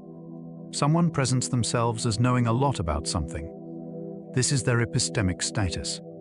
If their epistemic status is high, you're more likely to believe them. But epistemic status can be false. Someone can seem knowledgeable without actually being knowledgeable. This is why education and credentials matter. They signal epistemic status. But false epistemic status is a manipulation tactic. The awareness is this: notice someone's epistemic status. Do they actually know what they're claiming to know? Or do they just seem like they know? How would I verify their actual knowledge? Principle 58, the availability cascade. One person says something. It becomes available in people's minds. Now more people mention it. It becomes even more available. Now it seems like everyone's saying it, even though only a few people actually are. This is the availability cascade. Information becomes more available as more people mention it. This is how memes spread, how rumors spread, how misinformation spreads. The awareness is this: notice when something is spreading through availability cascade. Just because many people are saying something doesn't mean it's true. Check the source. See if you can verify the information independently. Principle 59, the Overton window. Some ideas are acceptable to discuss. Some ideas are not. The acceptable ideas are within the Overton window. The unacceptable ideas are outside it. The Overton window shifts. What was unacceptable becomes acceptable, and vice versa. Manipulators shift the Overton window by gradually introducing ideas that seem extreme. Now the extreme becomes normal. Now more extreme ideas seem acceptable. The awareness is this: notice when the Overton window is shifting. Notice when ideas that seemed extreme a year ago now seem normal. Notice when you're becoming comfortable with ideas that once seemed unacceptable. This can be good. Progress often involves shifting the Overton window, but be aware of it. Don't just accept ideas because they've become normal. Principle 60, the psychology of surrender, revisited. We end where we began in spirit. Sometimes you exhaust yourself resisting. You give up. You accept what's happening. But acceptance is different from defeat. Sometimes accepting reality is wisdom. Sometimes surrendering is the healthiest choice. The awareness is this: know the difference between surrender and acceptance. Surrender is giving up because you're too tired to fight. Acceptance is recognizing what you can and can't control and choosing peace. Sometimes the strongest thing you can do is surrender to what you can't change. And sometimes the wisest thing is to stop fighting and find peace instead. Thank you for being here tonight. We've explored 60 psychological principles that shape how you think, decide, and behave. Some of these principles protect you. Some exploit you. Most are morally neutral. They're just how the human mind works. The power is in awareness. Once you see these principles operating, they lose some of their invisible power. You can't eliminate these biases. They're too deep, too fundamental. But you can notice them. You can factor them in. You can make more conscious choices. You can't think perfectly, but you can think more clearly. The world will always have people trying to manipulate you using these principles. That's the reality. But now you know the tools. You can see them coming. And that changes everything. Sleep well. And tomorrow, notice one of these principles at work. See if you can spot it in the wild. The awareness is the beginning of freedom.